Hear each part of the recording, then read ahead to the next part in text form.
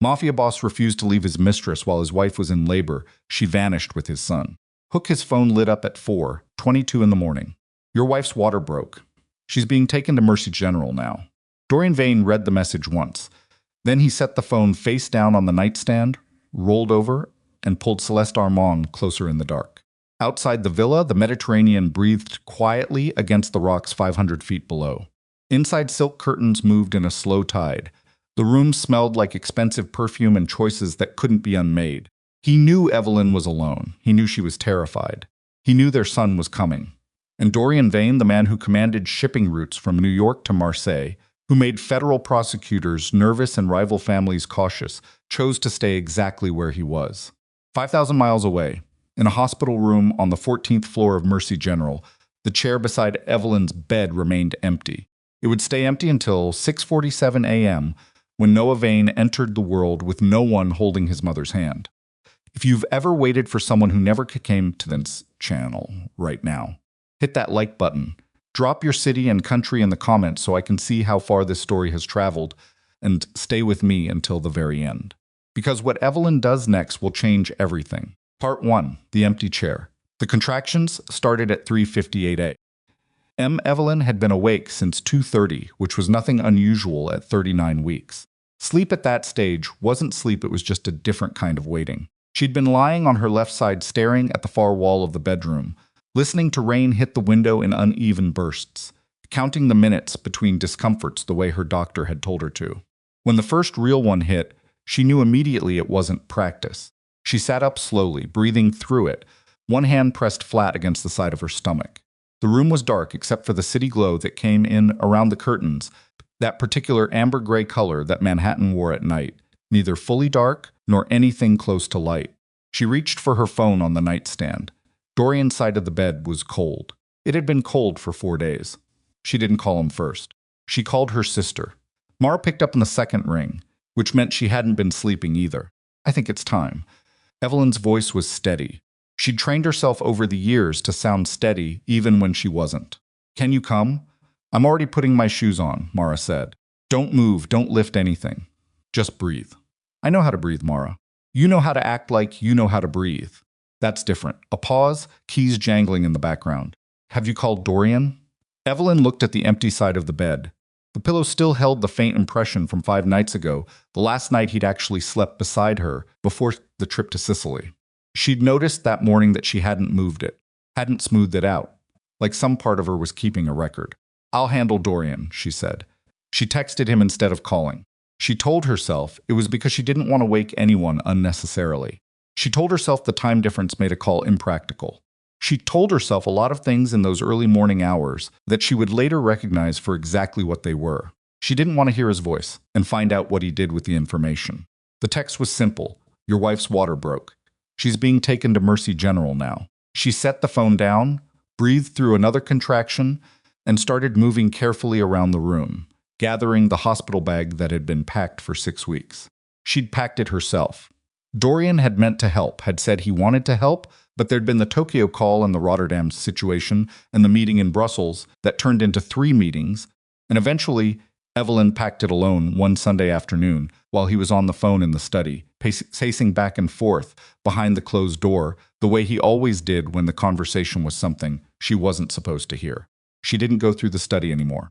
She'd stopped going through it about 8 months ago, around the time a dry cleaning receipt appeared in his jacket pocket for a suit she didn't recognize, the wrong size, the wrong shop, the wrong part of the city. She'd held the receipt for a long time, standing in their walk-in closet surrounded by his things, and then she'd folded it carefully and put it back exactly where she'd found it. Not because she was afraid, because she wasn't ready. Not yet. Not with 7 months left on a pregnancy that had already been hard, with a body that wasn't cooperating and a husband who traveled more than he was home, and a feeling she couldn't name that had started living somewhere behind her sternum, low and constant like a pilot light she couldn't extinguish. She'd needed time. She'd used it. By the time Mara arrived 17 minutes later, Evelyn was sitting near the door in her coat, hospital bag at her feet, contractions coming every 9 minutes. Mara took one look at her and said nothing about Dorian. That was the thing about Mara, she understood when questions would only cost something. She grabbed the bag, got Evelyn into the elevator, and kept her hand on her sister's arm the entire ride down. In the lobby, they passed the night doorman, Gerald, who'd worked the building for 11 years. He held the door open and said, "Good luck, Mrs. Vane." He said it warmly and without ceremony, the way you say something when you actually mean it. Evelyn thanked him and stepped out into the rain. She did not look back at the building. The drive to Mercy General took 22 minutes through streets that were mostly empty and slick with rain. Mara drove.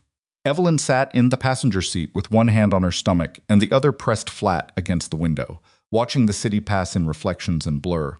Did he respond? Mara asked at a red light. Not yet. Mara's jaw moved slightly. She said nothing. He's in Sicily, Evelyn said. There's a time difference. I know where he is, Eve. Another contraction tightened across Evelyn's lower back, longer this time, and she breathed through it with her eyes closed, counting silently. When it passed, she opened her eyes and watched a cab splash through a puddle at the intersection ahead. He'll come, she said. Mara kept her eyes on the road. He'll come, Evelyn said again, quieter. And this time it didn't sound like she was talking to Mara at all. At Mercy General, a nurse named Denise took charge of Evelyn with the particular efficiency of someone who had done this thousands of times and still managed to make each woman feel like the only one. She got Evelyn into a gown, into a bed, into a room on the 14th floor with a window that faced west over the city. The rain had thickened. Manhattan had all but disappeared behind it. Mara sat in one of the two chairs beside the bed. The other chair closer to the head of the bed, angled toward Evelyn, remained empty. A resident came in, checked Evelyn's progress, said things like doing great and right on track in the practiced encouraging tone of someone reading from an invisible script. Evelyn answered his questions and asked a few of her own. She was dilated to 4 centimeters. It would likely be several more hours. The baby's heart rate was strong and steady. On the monitor, a sound Evelyn had learned to find comforting over the last few months. That rhythmic electronic pulse that meant something was going right, even when everything else felt uncertain. She checked her phone. Dorian hadn't responded. She put the phone face down on the blanket beside her. He might be asleep, Mara said carefully. It's almost 5 in the morning his time. He sleeps late when he travels. Evelyn looked at her sister. Mara was 41, 3 years older, and had the kind of face that was genuinely bad at hiding what she thought. Right now, her face was doing several things at once, trying to be hopeful and failing, trying to be neutral and failing at that too, finally settling on something that looked like contained anger, wearing a very thin coat of calm. You don't have to defend him, Evelyn said. I'm not defending him. I'm trying not to say what I actually think. What do you actually think? Mara looked at the empty chair. I think he knows. The monitor beeped steadily. Rain came harder against the window. Down the hall, a door opened and closed, and someone laughed, a bright, exhausted sound that had nothing to do with this room. Evelyn said, yeah, I think so too. The hours passed the way hospital hours do, in slow, uneven increments punctuated by checks and adjustments and the nurse coming in and out. Evelyn's labor progressed. The pain got serious around hour 3, and she took the epidural without much deliberation, which she'd planned for and didn't feel guilty about. Mara held her hand during the placement and talked about nothing in particular, a movie she'd seen, a restaurant she wanted to try, the new neighbor in her building, who apparently owned 4 cats, and 2 of them had already escaped into the hallway twice. It was good, stupid, normal conversation. Evelyn was grateful for every word of it. She checked her phone twice more. The second time, there was a message. It had come in at 5:47 a.m., complicated situation here. Trying to sort logistics, keep me updated. Evelyn read it 3 times. Then she set the phone face down again and stared at the ceiling for a long moment. Keep me updated. Like she was a project manager. Like this was a status report. Mara was watching her. What did he say? He's working on logistics. Something moved through Mara's expression, something fast and dark that she controlled quickly. Okay, so she said, Mara, I'm not saying anything. Your face is saying things. My face does what it wants. She reached out and took Evelyn's hand. You focus on what's in front of you. That's the only thing that matters right now. And Evelyn did. She focused. She breathed. She pushed when they told her to push. She worked through the hours the way she worked through most hard things, with her jaw set and her eyes open, and no performance of emotion she didn't actually feel. She wasn't a weeper. She never had been. She'd cried exactly twice in the last 4 years, once when her mother died, and once in the parking garage of a shopping center 8 months ago, when the weight of what she suspected finally broke through the surface. And she sat in her car for 40 minutes with both hands on the steering wheel and let herself feel it, really feel it, before she wiped her face. started the engine, and began making plans. She was good at plans. She'd been making this one for a while. At 6:47 a.m., Noah Vane was born. He was 7 pounds and 4 ounces. He had a full head of dark hair and his father's jaw, and he came into the world loudly, which Denise said was a very good sign. They put him on Evelyn's chest, and she held him and looked at his face for the first time, really looked at it, and felt something break open in her chest that wasn't grief and wasn't joy, and was somehow both at once. Mara was crying. Evelyn was not. She held her son and looked at the empty chair beside her bed and felt something she would spend a long time afterward trying to name. It wasn't what she expected. It wasn't the sharp-edged thing she'd been braced for, the anger or the devastation. It was quieter than that. It was the specific, heavy clarity of finally knowing something you'd already known for a long time. The chair was empty. Not because of logistics, not because of time zones or complicated situations. Because when the moment came, Dorian Vane had known exactly where his wife was and exactly what was happening and had chosen, with full knowledge and no obstruction, to remain somewhere else. That was the thing about choices. They didn't require explanation. They explained themselves. Dorian arrived 14 hours later.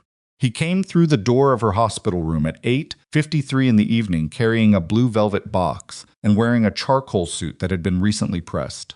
He looked, and this was the thing that Evelyn would remember afterward, this specific detail: he looked well rested. His eyes were clear. His hair was neat. He'd had time to be taken care of. He stopped just inside the door when he saw her, and something moved across his face that might have been shame if it had gone deeper. "Evelyn," he said. She was sitting up in the bed with Noah asleep against her chest. She'd been expecting him at some point. She'd thought about this moment on and off through the afternoon, what she would say, what he would say, how the first 60 seconds of it would go. She'd run through several versions. In some of them, she said things. In others, she said nothing. In the one that kept returning, she just looked at him and let him find out that there were some kinds of silence that cost more than words. She went with that one. She said nothing. He crossed the room and stood at the foot of the bed, and for a moment, he just looked at Noah.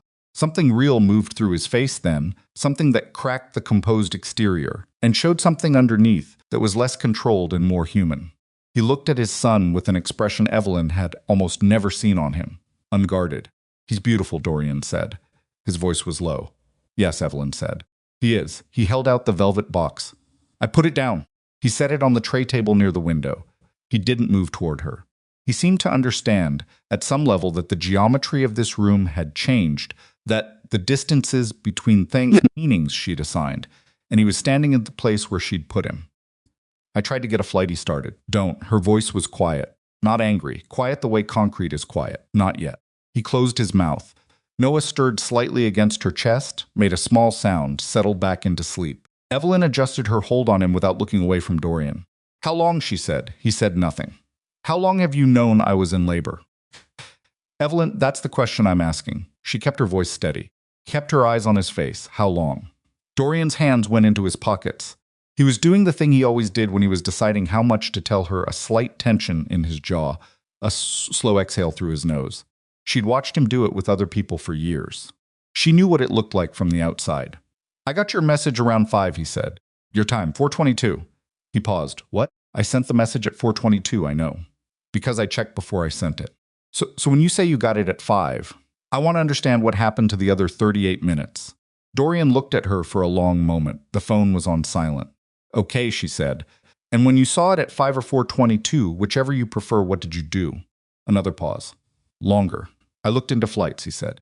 "And the earliest available direct was 7:45. I would have arrived after..." He stopped. "I would have been too late to make the berth regardless." Evelyn absorbed this. She nodded slowly. "So you decided not to come at all?" "I didn't say that. I said, you sent me a message at 5:47 saying you were handling logistics and to keep you updated." She said it evenly. "That is what you did with the information that your son was being born." Dorian said nothing. "Was anyone in the room with you when you saw the message?"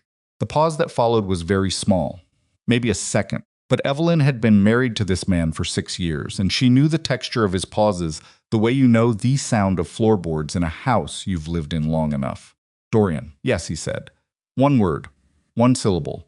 The room was very quiet except for the monitor and the rain, which had led up now to something thin and scattered. "How long?" she said again. He understood this time that she wasn't asking about the labor. Evelyn, how long has it been Celeste Armand? The name hit the room like something physical. She watched him process the fact that she knew the name, not just that there was not just a suspicion, but not just a sustain, said out loud. In this room, by his wife 12 hours after she'd given birth alone. Almost 3 years, he said.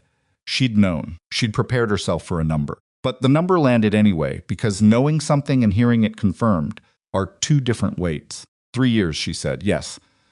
She stopped, recalibrated. Noah was conceived while yes. She looked down at her son.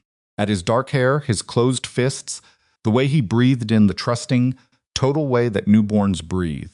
Like the world is a safe and reliable place that has never yet given them a reason to believe otherwise. Get out, Evelyn said. Evelyn, I'm not angry right now. I want you to hear that. I'm not screaming. This isn't a scene. Her voice was calm and precise. I'm telling you to leave this room because I need to feed my son, and I don't want you here while I do it. And when you come back tomorrow, bring your attorney, because Julian Cross will already be here. Dorian went very still. Julian Cross. He's been my attorney for 4 months. She met his eyes. Did you think I hadn't noticed? Did you think I was just waiting to find out? He stared at her. You can leave the bracelet, she said. I'll leave it here when I go. The cleaning staff will find it. Dorian didn't move for a moment. Then he picked up the velvet box from the tray table, crossed to the door, and stopped with his hand on the frame. I didn't know how to leave, he said. Not an excuse. Just a statement like he was trying it out. You knew how to stay, Evelyn said. You made that decision this morning at 4:22 and while you were in another woman's bed. Everything after that is just what it cost. He left. The door closed quietly behind him. Noah slept. Evelyn looked at the empty chair for a long time. Then she lifted her son a little closer, pressed her mouth to the top of his head, breathed in the specific warmth of him, that new person smell, clean and faint and impossible to describe to someone who hasn't held a newborn, and let herself sit with what had just ended. Not the marriage. The marriage had been ending for a long time. What had ended was the version of herself that had been willing to wait and watch and keep the information carefully folded in her pocket against some future moment that hadn't arrived yet. That moment was here. She'd been ready for it for 4 months. She pulled her phone from the blanket beside her and sent 2 texts. The first was to Mara. He came. He left. We're fine. Come back in the morning. The second was to Julian Cross, her attorney. It's time. Start the filing tomorrow. Then she put the phone away, adjusted Noah in her arms, and sat in the quiet room, with the rain tapping soft and irregular against the glass in the city, doing whatever the city does at 9 in the evening when it doesn't know anyone is watching. She thought about the next part. Not the divorce that was already underway. Not the apartment. Not the accounts. Not the logistics of dismantling a 6-year marriage to a man's finances were deliberately obscured and whose professional associations made the word complicated sound like an understatement. She thought about the part that scared her, which was not what she'd expected it to be. She wasn't scared of Dorian. She wasn't scared of the legal process or the negotiation or the war of documents that was coming. She was scared of what she didn't know. Dorian had always been the one who knew things. He knew which doors opened and which ones were decorative. He knew which numbers to call and which silences to leave alone. He'd operated for 20 years in the particular darkness between legitimate business and the kind of business that didn't appear in annual reports. And in all that time, Evelyn had told herself that it wasn't her world, that she lived adjacent to it without being inside it, that the companies in her name were paperwork formalities that a good attorney had recommended for tax purposes, and that she'd signed without looking too closely at what she was signing. That comfortable story was over. She looked down at Noah. He opened his eyes, briefly dark, unfocused, newborn eyes that couldn't yet see the distance between things, and she held his gaze until he closed them again. I know, she said quietly. I know. She didn't know what she was answering. She said it anyway. Somewhere in Manhattan, Dorian Vane got into a car and was driven through wet streets toward a penthouse that would feel large in a way it hadn't felt before. Somewhere else entirely, a man named Victor Rusk sat in an office in the financial district with the lights still on at 10 in the evening, looking at documents that had nothing to do with shipping routes and everything to do with the woman who had just filed for divorce from the man who ran them. Evelyn didn't know about Victor yet. She would. But tonight, in room 1412 of Mercy General, with her son sleeping against her chest and the rain coming down, and the empty chair standing beside the bed like a fact she no longer needed to argue about, Evelyn Marrow held everything she had left in the world and understood for the first time that it was enough to start with. It would have to be. and starting was what she was going to do. Part 2. The price of what he built 3 days after Noah was born. Evelyn left Mercy General through a side entrance. Not the main lobby. Not the front doors where the car Dorian had arranged was waiting at the curb with a driver she didn't recognize and a vehicle she'd never seen before. She left through the east corridor, one that connected to the parking structure, where Mara was already waiting in a gray Honda she'd rented 2 days earlier under her own name at a counter in a midtown agency that had nothing to do with anything connected to Dorian Vane. The nurse who helped Evelyn into the wheelchair, a young woman named Petra, who had worked the overnight shifts and brought Evelyn extra blankets without being asked, did not mention the main lobby car. Evelyn had asked her not to. She'd been specific about it, and she'd been specific without explaining why. And Petra had looked at her once with a kind of understanding that didn't require elaboration, and had simply said, "I'll take you the long way." Evelyn held Noah in the car seat carrier on her lap in the elevator. He was asleep. He was almost always asleep in those early days, that deep animal sleep of a creature that has recently done the enormous work of arriving somewhere new and needs time to recover from the effort of it. She watched his face during the elevator ride and tried to calculate how afraid she was on a scale she hadn't yet invented. Somewhere between very and all the way. Mara had the car running when they came through the parking structure door. She got out, took the carrier from Evelyn, secured it in the back without speaking, and got Evelyn into the passenger seat with a hand on her elbow and one eye on the structure entrance the whole time. "Anyone follow you?" Evelyn asked when the door closed. "No." Mara pulled out of the space. "I came in from 47th and went up 2 levels before I came down. Nobody was interested." "You're sure?" "I've been sitting in this car for 40 minutes watching. I'm sure." Evelyn let out a slow breath. Outside the parking structure, the city was gray and cold, a February morning with no particular warmth in it, the sidewalks wet from overnight rain. Normal people were walking to normal places with normal things on their minds. She watched them through the window and felt the specific distance between her life and theirs that she'd been feeling more and more in recent months, the sense of living inside something sealed off from the ordinary world, where the rules were different and the stakes were denominated in ways that didn't appear on any ledger the ordinary world could read. "Julian said everything?" she asked. The filing went in this morning. 8:43. Mara navigated a turn without looking at her. "He says Dorian's people will know by noon." "They already know." Evelyn looked at her phone. There were 7 missed calls from a number she recognized as belonging to Garrett Fole, Dorian's chief of staff, a thin, careful man who smelled like cedar and managed Dorian's schedule with the particular devotion of someone whose entire professional identity was tied to one person's continued dominance. "Garrett's been trying to reach me since 6 this morning. Don't answer. I wasn't planning to."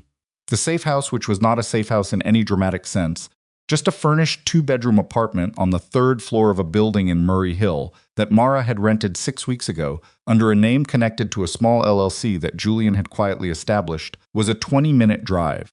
They rode most of it in silence. Noah made small sounds twice and settled back both times without waking. The heat in the car was set too high, and Evelyn didn't turn it down because the warmth felt necessary in a way that had nothing to do with temperature. "He called me," Mara said finally, "Dorian. Last night." Evelyn turned her head. "What did he say?" "He wanted to know where you were going." Mara's hand stayed steady on the wheel. "I told him I didn't know." "Did he believe you?" "No. But he was polite about not believing me, which is its own kind of message." She paused at a light. "He said he wasn't going to make this difficult. He said that." Those were the words. Evelyn looked out the window. A woman was pushing a stroller along the sidewalk, moving fast, head down against the wind. "What he means is he's not going to make it difficult yet. He's giving me room to move so he can see where I go." That's what I thought too. He's good at that. Making space feel like generosity. The light changed. They drove. The apartment was on the 3rd floor and the elevator was slow, and the hallway smelled like old carpet and radiator heat, which was not unpleasant. It smelled like somewhere people actually lived, as opposed to the penthouse, which had always smelled like climate control and surface maintenance. Mara had stocked the kitchen 3 days ago. There were groceries, enough for a week. There was a bassinet in the smaller bedroom. There were 2 burner phones on the kitchen table, still in their packaging. Julian Cross was already inside when they arrived. He was 62 and looked like a man who had spent 40 years knowing things other people wished they didn't know. He had a measured quality to him, not cold, not warm, but deliberate in the particular way of someone who has learned that precision in language prevents most of the disasters that imprecision creates. He was sitting at the small dining table with a legal pad and a cup of coffee he'd made himself from the supplies Mara had left. And he stood when Evelyn came through the door. "How are you feeling?" he asked. "Like I had a baby 3 days ago and drove across town in a rented Honda to avoid my husband's driver." She set her bag down. "Tell me where we are." He sat back down and turned the legal pad to face her. "Filing went in this morning. Temporary custody arrangement is in place. You have Noah. Dorian has nothing until there's a hearing, which won't be for at least 3 weeks. The companies are the issue. Tell me about the companies." Julian looked at her over the top of his reading glasses. "You know which ones I mean. Tell me anyway. I want to hear it said out loud." He named them. 4 companies, all legitimate on their face: a shipping logistics firm, a commercial real estate holding company, a freight consulting business, and a small investment fund. All of them incorporated in Delaware. All of them with Evelyn Marrow listed as the primary legal owner, a status Dorian had arranged 3 years ago through a restructuring process that a very good tax attorney had presented to her as standard liability management. She'd signed the relevant documents at a conference table in Midtown with a pen someone handed her and a brief explanation she'd half listened to because at the time she was trying to manage a pregnancy that was refusing to cooperate and a husband who was increasingly unavailable and a sense of dread she hadn't yet located the source of. She'd listened more carefully to things after that. "Total value?" she asked. "Across all 4 conservatively, $460 million. Julian said it without emphasis, the way you say a number when you want the listener to feel it rather than react to it. Less conservatively, closer to 600. Mara, standing near the kitchen doorway, said nothing. But Evelyn felt her sister absorb the number. "And Dorian put them in my name because they have connections to his other operations that he preferred not to have traceable to him directly." Julian's voice stayed level. "Which means if anyone ever came looking, the paper trail ends with you. Which means I'm not just his wife." Evelyn looked at the legal pad. "I'm his liability management. That is one way to put it. What's the other way?" Julian folded his hands on the table. "The other way is that you are currently the legal owner of approximately $500 million in assets that multiple interested parties want access to, and the only thing standing between you and those parties is the filing we made this morning and the security arrangements we discussed last week." Evelyn sat down across from him. Noah was still asleep in his carrier, which Mara had set on the kitchen counter within Evelyn's sightline. She looked at him for a moment, that small face, that absolute stillness, and then she looked back at Julian. "Who are the interested parties?" she said, specifically. Julian said Victor Rusk. She knew the name.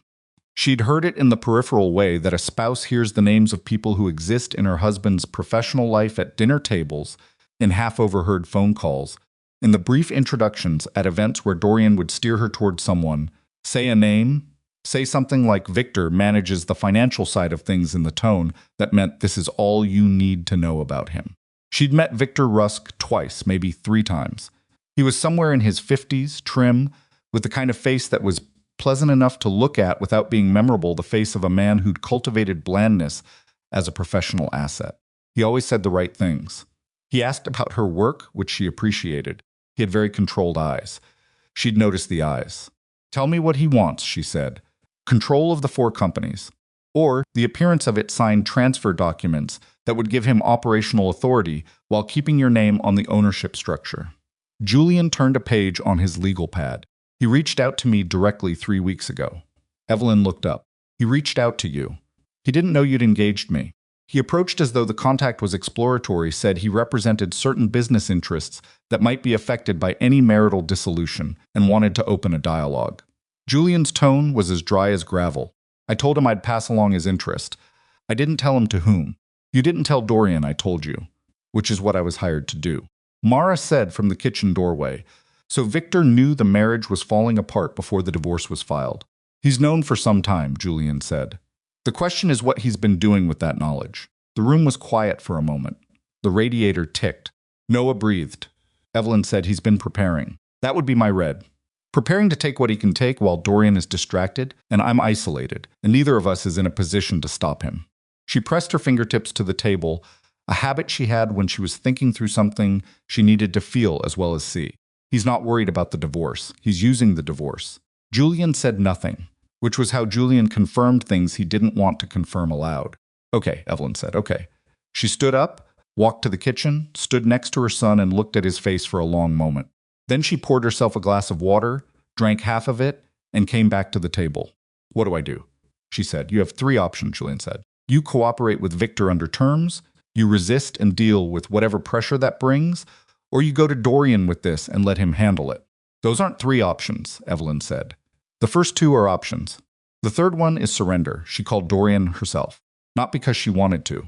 Not because she'd forgiven anything, or softened anything, or revised the calculation she'd made in the hospital room 3 nights ago when he'd stood at the foot of her bed, looking at their son, like a man who understood too late what he'd thrown away.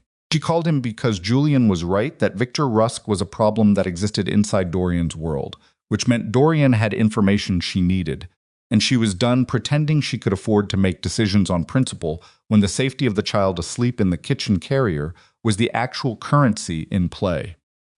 He picked up on the first ring. Evelyn, I'm not calling to negotiate anything personal, she said. I'm calling about Victor Rusk. A pause, not long. But she caught something in it, a slight shift in quality, like a room where someone has just moved. What about him? Dorian said. He approached my attorney 3 weeks ago. He wants the 4 companies. I'm assuming you know. Another pause, longer. When did Cross tell you this? This morning. She kept her voice flat. Did you know Victor was making moves? I knew he was restless. Dorian's voice had changed, the personal layer had dropped away, and something harder had replaced it. The register he used when he was actually thinking, rather than managing a conversation. I didn't know he'd gone to your attorney. What does restless mean in your world? It means he's been positioning for 3 years, and he thinks now is his opening. A brief sound, not quite something more controlled. Because of the divorce. Because of you being in Sicily, Evelyn said. Silence. He sees weakness, she said. Real or manufactured, I don't know. But he thinks the organization is fractured enough right now that he can take a piece of it and you won't have the capacity to stop him. And the piece he wants happens to have my name on it. I know what piece he wants. Then talk to me like I'm a person who needs to understand the actual risk, not like I'm something to be managed. Dorian was quiet for a moment. Then he said, Victor has been building leverage inside the organization for approximately 2 years. He has relationships with 3 of my port contacts in New Jersey and 2 in Baltimore. He controls the financial routing on the legitimate side, which means he has visibility into where the money moves that I don't fully have documented from my end. Another pause, and she heard him make a decision about what to say next. He also has a relationship with someone inside federal law enforcement. Low level but functional. Evelyn felt the temperature in the room drop a degree. He has a federal contact, had. Past tense, I think. The contact was transferred 8 months ago, but the relationship may still exist. Dorian. She kept her voice steady. Is Victor Rusk a threat to Noah?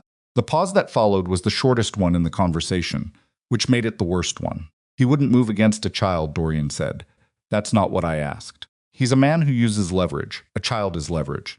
Evelyn closed her eyes for 2 seconds. What are you going to do about it? I'm going to handle it. Handle it how? The way things get handled. No. Her voice sharpened for the first time. No. You don't get to disappear into your version of handling things and expect me to sit somewhere safe and quiet and wait to find out what happened. Those days are done. You tell me what you're planning, or I take Noah and Julian, and we go somewhere you can't find and you can handle Victor Rusk's with nothing. Silence stretched between them on the line. She could hear him breathing. There's a ledger, Dorian said finally. What kind of ledger? The kind that documents everything Victor's been building.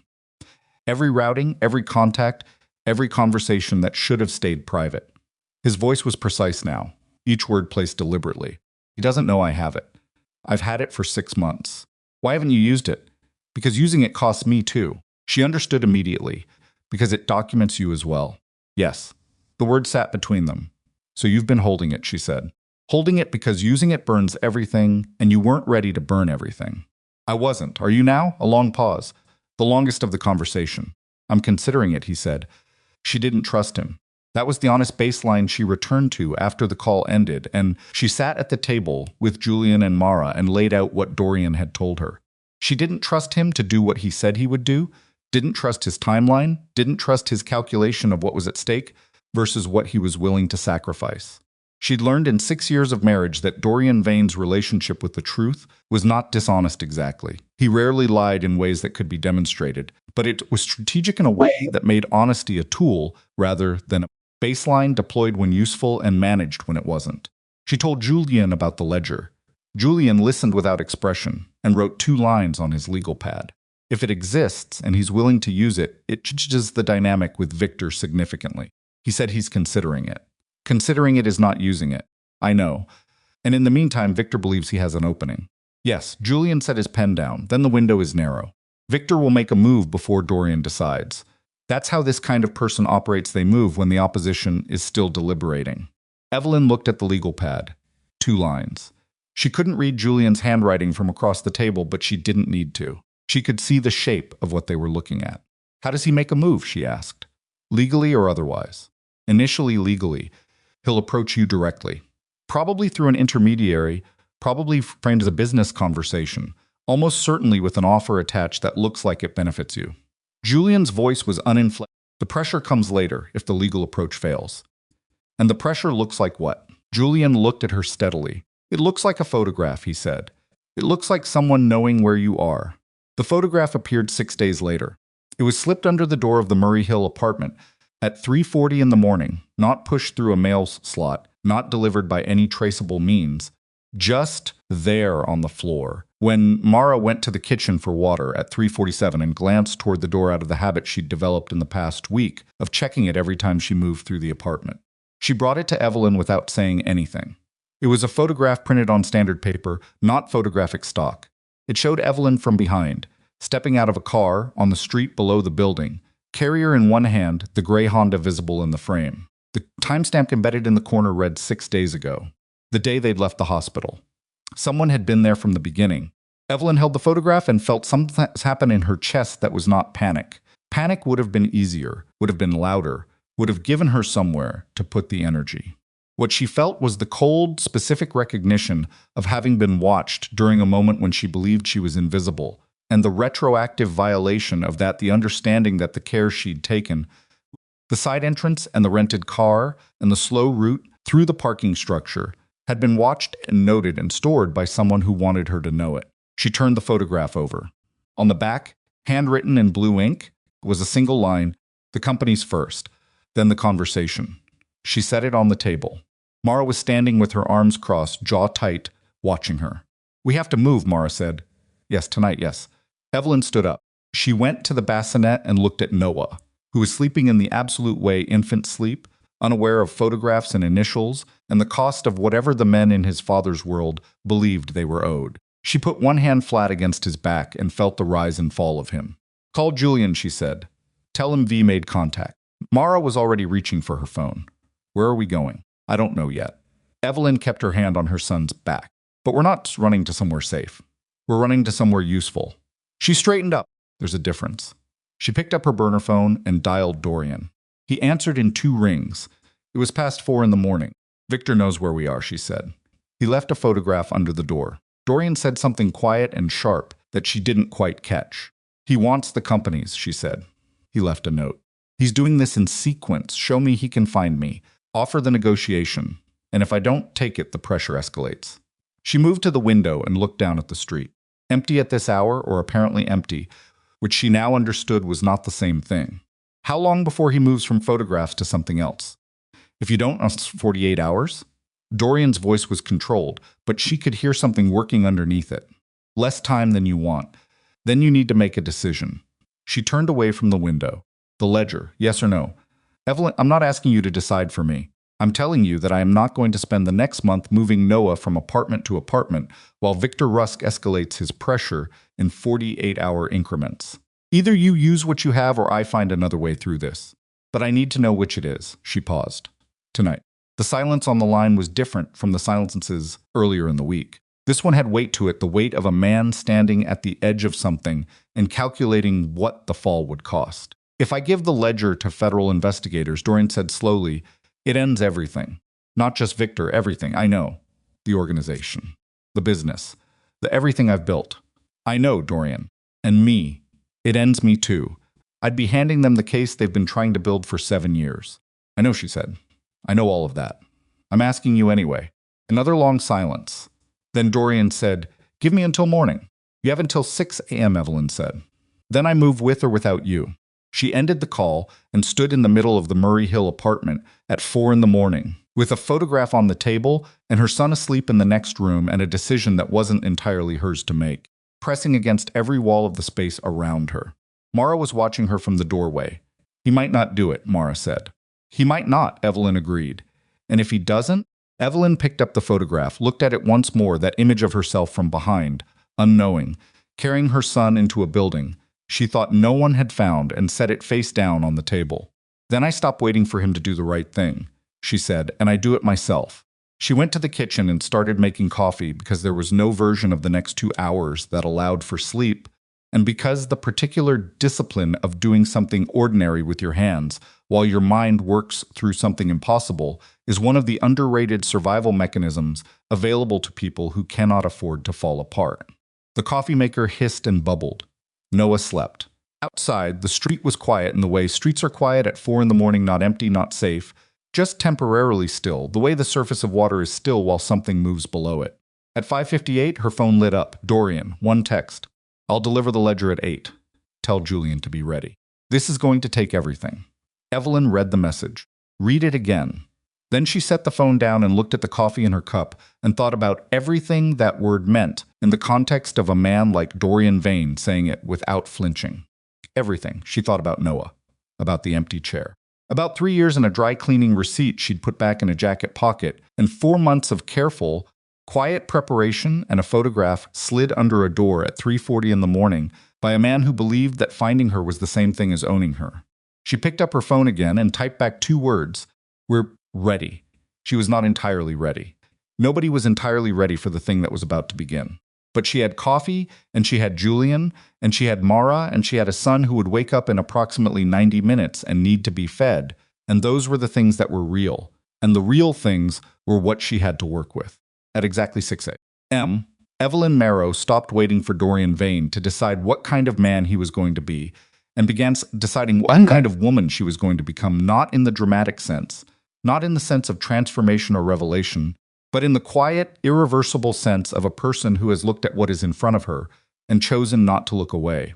The point of no return, she understood, was never a moment you recognized when it arrived. It was a moment you recognized afterward, looking back, when you understood that everything that came next was different because of what you chose, when the photograph was face down on the table, and the coffee was hot, and the only light in the apartment was the kitchen light, and the city outside was still in waiting. She had chosen. There was no going back from that. Part 3. What the ledger knew. Julian arrived at 6:47. He came through the door of the Murray Hill apartment with a leather briefcase and the expression of a man who had slept 3 hours and decided that was enough. He set the briefcase on the table, looked at Evelyn, looked at the coffee maker, and poured himself a cup without asking. Then he sat down across from her and opened the briefcase and placed a single manila folder between them. Dorian's attorney called me at 6:15, he said. The ledger transfer is real. They're prepared to hand over physical documentation and a corresponding encrypted drive to federal investigators at 8 o'clock this morning at the U.S. Attorney's office on St. Andrews Plaza. He folded his hands. Dorian will be present. Evelyn absorbed this. He's going in person.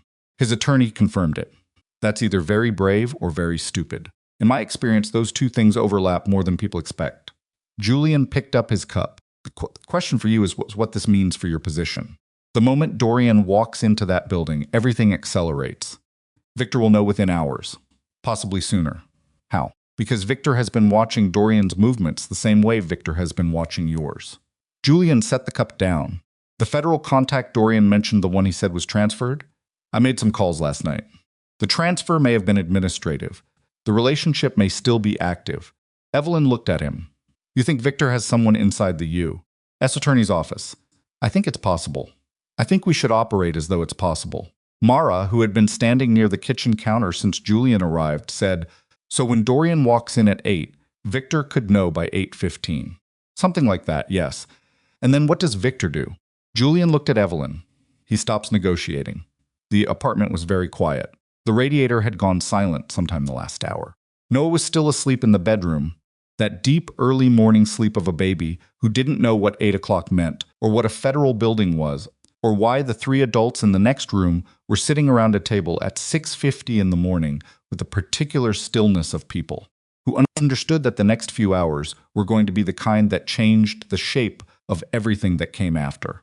"We move again," Evelyn said. "Before 8. Yes," Julian said. "I have a location. A friend's place in the West Village completely off the grid. Nothing connected to you, me, or anyone in Dorian's orbit. We go there, we stay dark, and we wait to see what the morning produces. And if what it produces is Victor making a move before Dorian's meeting is even finished." Julian said nothing for a moment. "Then we deal with what comes." Evelyn stood up. "Wake Noah gently," she said to Mara. "We leave in 20 minutes. They left in 18. The West Village apartment belonged to a woman named Diane Osei, a retired federal public defender who Julian had known for 30 years and who asked no questions when he called at 2 in the morning and asked if her spare key was still under the loose brick near the back entrance.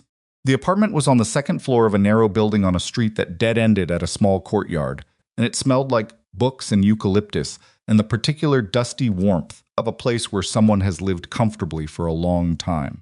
Evelyn sat on the couch with Noah awake now in her arms, feeding him, while Mara moved through the apartment checking windows, and Julian sat at the small desk near the door with his phone and his legal pad, making quiet calls in a voice too low for her to hear clearly. At 8:03, Julian looked up from his phone. "Dorian is in the building." Evelyn said nothing. At 8:21, Julian said, "The transfer is happening. His attorney just confirmed." She nodded. At 9:04, Julian received a call he stepped out into the hallway to take. He was gone for 4 minutes. When he came back, something had changed in his face, not dramatically, not visibly to anyone who didn't know how to read him, but Evelyn had spent 4 months learning to read Julian Cross, and she saw it immediately. A tightness around the eyes, a slight compression of the mouth, the look of a man who has just received information that requires him to recalibrate what he thought he understood. "What happened?" she said. Julian sat down. He placed his phone on the desk face down. He looked at her with the direct, uncushioned gaze he used when he decided that softening something would ultimately cost more than it saved. "The federal investigators received the ledger," he said. "They've opened a formal inquiry. Dorian is cooperating fully." He paused. "They also found something in the ledger that Dorian did not specifically flag when he handed it over. Something he may not have known was in there, or something he knew and chose not to tell us." The room felt different suddenly. Not louder. Quieter. "Tell me," Evelyn said. "The ledger contains documentation of financial routing through 3 of the 4 companies in your name." Julian's voice was steady and careful. Not just passive routing active documentation, suggesting that decisions about those routings were made with the owner's knowledge and participation. Evelyn stared at him. "The federal investigators are treating you as a person of interest," Julian said. "Not a suspect, not yet, but a person of interest in the financial aspects of the inquiry. They've asked to speak with you voluntarily, before the end of the business day." The silence that followed lasted approximately 4 seconds, which was long enough for Mara to cross the room from the window and stand near the couch, and for Noah to make a small indeterminate sound, and for Evelyn to feel something happen in the center of her chest that was not quite any emotion she had a name for. It was somewhere between the cold shock of being hit unexpectedly and the nauseous recognition of something you should have seen coming and didn't, and it sat there, heavy and chemical, while she processed what Julian had just told her. "The documents I signed," she said. "The restructuring 3 years ago." "Yes. I didn't know what I was signing." "I believe you," Julian said immediately. "The question is what the documentation shows, not what you knew. And if the ledger has been constructed in a way that implies active participation," he stopped. "Say it. Then someone built that implication deliberately." He held her gaze. "Someone who had access to the original documents, had the ability to create supporting records, and had reason to want you implicated in the event that the ledger was ever turned over to federal authorities." Evelyn said very quietly, "Victor, that would be my red. He built a version of the ledger that incriminates me. Or he built additions to whatever Dorian's original records were that created that impression." Julian picked up his pen, set it down again. "Dorian may have handed over a document he believed was a record of Victor's crimes and didn't realize it had been altered to include evidence against you." Mara said from beside the couch, "Or Dorian knew." The words landed in the room like a stone into still water. Evelyn looked at her sister. Mara's expression was controlled, but her eyes were not. "I'm not saying he planned this. I'm saying it's a possibility we have to look at. He had the ledger for 6 months. He knew what was in it. He handed it over this morning after one phone call from you where you pushed him to decide." She paused.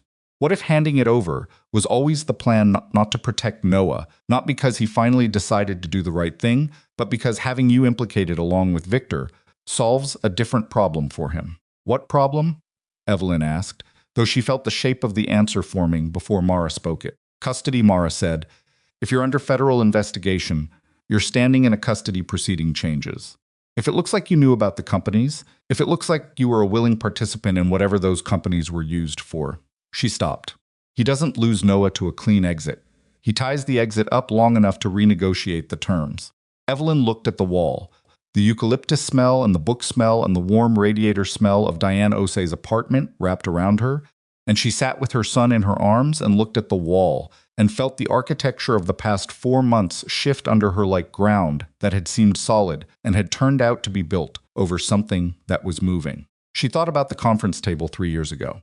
The attorney, not Julian, a different attorney, one Dorian had recommended handing her a pen and explaining the restructuring in terms designed to be followed at surface level without engaging with what was underneath. She thought about how tired she'd been, how the pregnancy had been difficult, how she'd trusted the framing because the framing had been provided by someone she'd believed she could trust.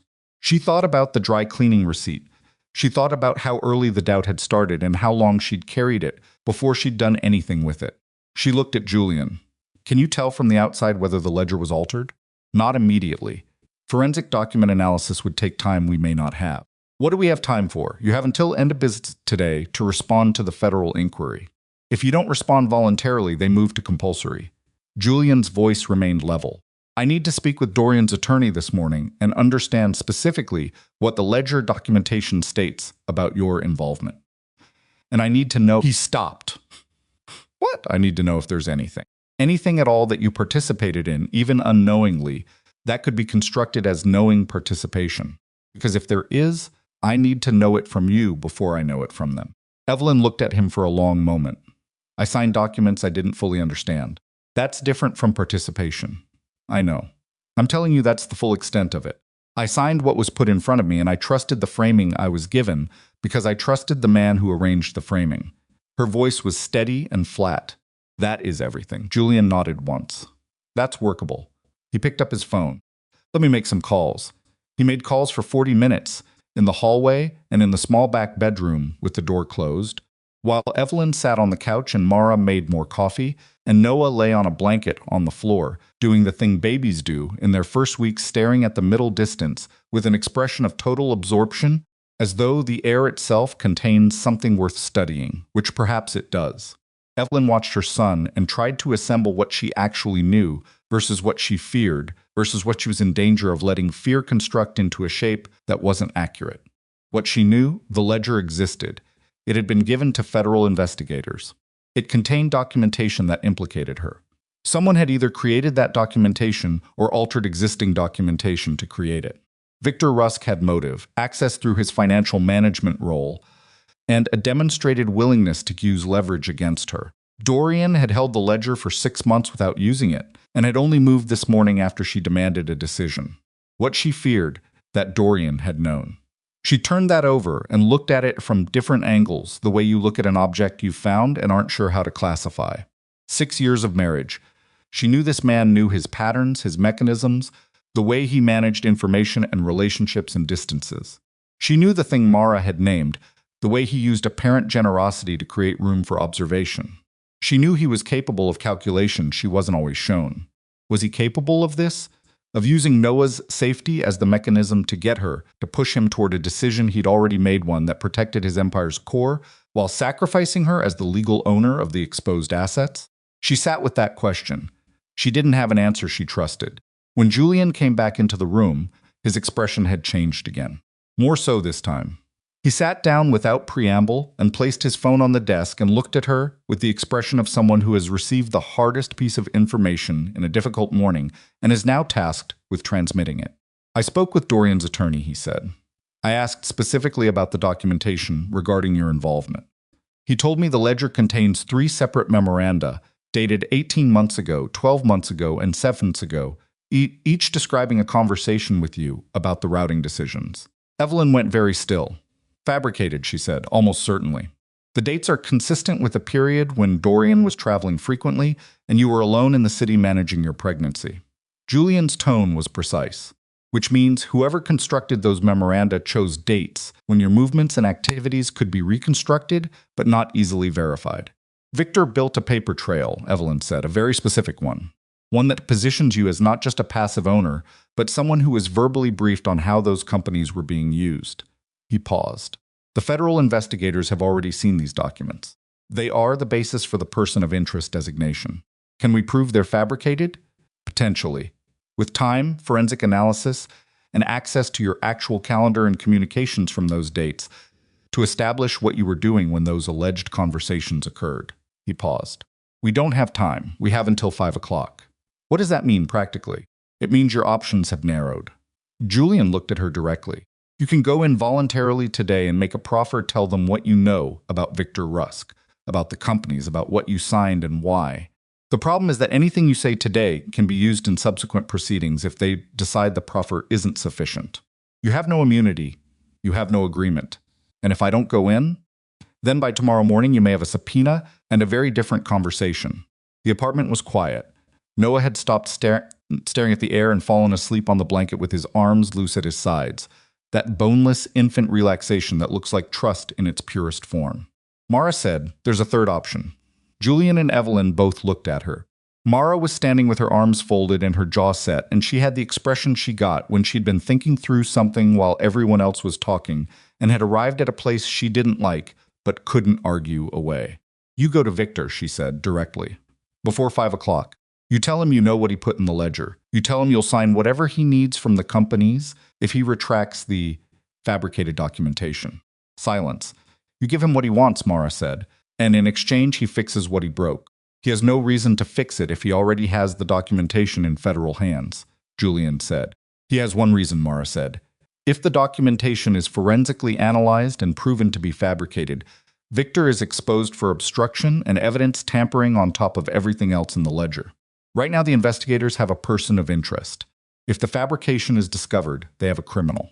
She looked at Evelyn. "Victor knows that risk. He built something falsified and put it in front of federal investigators. If that gets proven, his exposure grows substantially." Julian was quiet for a moment, turning this over. "It's a leverage point," he said carefully. "A real one. But going to Victor directly is dangerous," Mara finished. "Yes, I know. I'm not saying it's safe. I'm saying it might be the only move that doesn't end with Eve in a federal building this afternoon, with no protection and no agreement." Evelyn looked at her son asleep on the blanket. She thought about Victor Rusk's controlled eyes. The way he'd asked about her work at those dinners, with just enough warmth to seem genuine, and just enough distance to be placeless. She thought about a photograph slipped under a door at 3:40 in the morning. She thought about fabricated memoranda dated to months when she'd been moving through her pregnancy alone into a city, while her husband was in other cities with another woman. And some deliberate, careful man had used that isolation as raw material for a story that could end her. She looked at Julian. "If I go to Victor," she said, "what do I need to bring?" Julian looked at her steadily. "Something he needs more than he needs you compromised." "What does he need?" "Control," Julian said. "He's been building toward control of those companies for 2 years. The documentation in the ledger is a mechanism to get you out of the way so he can access them. If you walk in there and offer him that access directly, you remove the need for the mechanism. And then he has what he wants." "Yes, and what do I have?" Julian said, "You have the recording." She looked at him. "Every conversation in which he threatened you, approached your attorney, made demands if any of that occurred by phone, or in a manner that could be recorded." "He left a note," Evelyn said. "Under the door. The companies first. Then the conversation, handwriting can be analyzed. It's not nothing." Julian leaned forward slightly. "But it's not enough on its own. You'd need him to confirm what he wants and why in a setting that can be documented." "You want me to wear a wire," Evelyn said. "I want you to have a conversation with Victor Rusk that gives federal investigators something more useful than fabricated memoranda." Julian held her gaze. "I want you to walk into a room with a man who has been using you as a chess piece and make him think he's winning long enough to confirm everything he's done." "Mara," said Eve. "I know," Evelyn said. "He's not safe." "I know. If he figures out what you're doing." "I know, Mara." She said it quietly and without edge. She looked at her sister and held the look long enough that Mara understood she was not making this decision from fear or from desperation or from any diminished version of herself. She was making it from the same place she'd made every decision in the past 4 months, from the part of her that had looked at what was true and chosen not to pretend it was something else. She looked at Julian. "Contact Victor's office," she said. "Tell them Evelyn Vane wants to discuss the companies. Today. Neutral location. He'll propose something on his terms. Let him." She reached down and picked Noah up from the blanket, holding him against her chest, one hand cupped behind his head. "He's been proposing things on his terms since before I even knew he existed. Let him think that's still what's happening." She looked at Julian. "And while he thinks that, I need you to find me a federal investigator who will listen to what I'm about to bring them before the 5 o'clock deadline." Julian said, "I know someone. Of course you do. She's not easy." "Good." Evelyn adjusted Noah against her shoulder. "I'm done with easy." The call to Victor's office was made at 11:42 by Julian, brief and transactional, identifying himself as Evelyn Vane's attorney and stating that his client wished to discuss the matter of the 4 companies and was available for a preliminary meeting that afternoon. The assistant who answered said she would convey the message. Victor called back in 11 minutes, which told Evelyn something about how closely he'd been watching his phone. Julian took the call in the hallway. When he came back, he said Victor had proposed a meeting at 4:30 at an office he maintained in a building on Park Avenue South, neutral ground in his framing, a conference room he used for outside consultations. "He wants me to come to him," Evelyn said. "Yes." "In a space he controls." "Yes." She thought about this. "That's fine," she said. "He thinks he controls the whole situation. One more room won't change his thinking." She looked at Julian. "Your federal contact, can you have a conversation before 4:30? I can have it at 2, then that's where we start." At 1:15, Julian left for his 2 o'clock meeting. At 1:23, Evelyn's burner phone rang. She didn't recognize the number, but she answered it because she'd been answering things she didn't recognize for the past 12 hours, and stopping felt like the wrong direction. Evelyn. Dorian's voice. Not his attorney, not Garrett, not any of the intermediaries she'd been expecting. Dorian himself, calling from a number she didn't have. "You're done at the federal building?" she said. "They're still processing." A pause. "I need to tell you something." "Tell me." "The memoranda in the ledger. The ones about you." She went very still. "You know about those." "I found them last night. When I went through the ledger before the meeting." He stopped. "I didn't put them there." "I know you didn't." "Victor had access to the digital version for 6 weeks in November, when I had him doing a financial reconciliation. He could have." Dorian. Her voice was flat. "Why are you telling me this now? You went into that building this morning knowing the ledger contained documentation that implicated me." The silence was very long. "I thought the investigators would see through it," he said. "You thought?" "I thought if I came in voluntarily and the rest of the ledger was solid, the fabricated parts would read as obvious manipulation." His voice was doing something she'd almost never heard it. Do it was unsteady. "I miscalculated." Evelyn stood near the window with the phone at her ear and the West Village street below doing its quiet afternoon business, and felt the particular quality of this moment, the specific, irreversible weight of finding out that the man who made her a person of interest in a federal investigations had known the risk and had chosen to move anyway, betting that the outcome would be acceptable, which was exactly the kind of calculation that had emptied a chair at 6:47 in the morning 2 weeks ago. "You miscalculated," she said. "Yes." Like Sicily. He didn't answer. "You keep making decisions that cost me things," she said, "and then telling me after that you miscalculated." Her voice was very controlled. "At what point does miscalculation become a pattern that has a different name?" "Evelyn, I'm meeting Victor at 4:30, she said. "I'm going with federal support. I'm going to end this today." She paused. "Don't call this number again." She ended the call. She stood at the window for 30 seconds. Then she turned around, and Mara was there, and Mara didn't say anything, just looked at her with that face that was genuinely incapable of hiding what it felt. And what it felt right now was something between fury and grief and the stubborn, battered pride of someone watching a person they love navigate something that should never have been theirs to navigate. "It was Dorian," Evelyn said. "I heard," Mara said. "He knew about the memoranda." "I heard that too."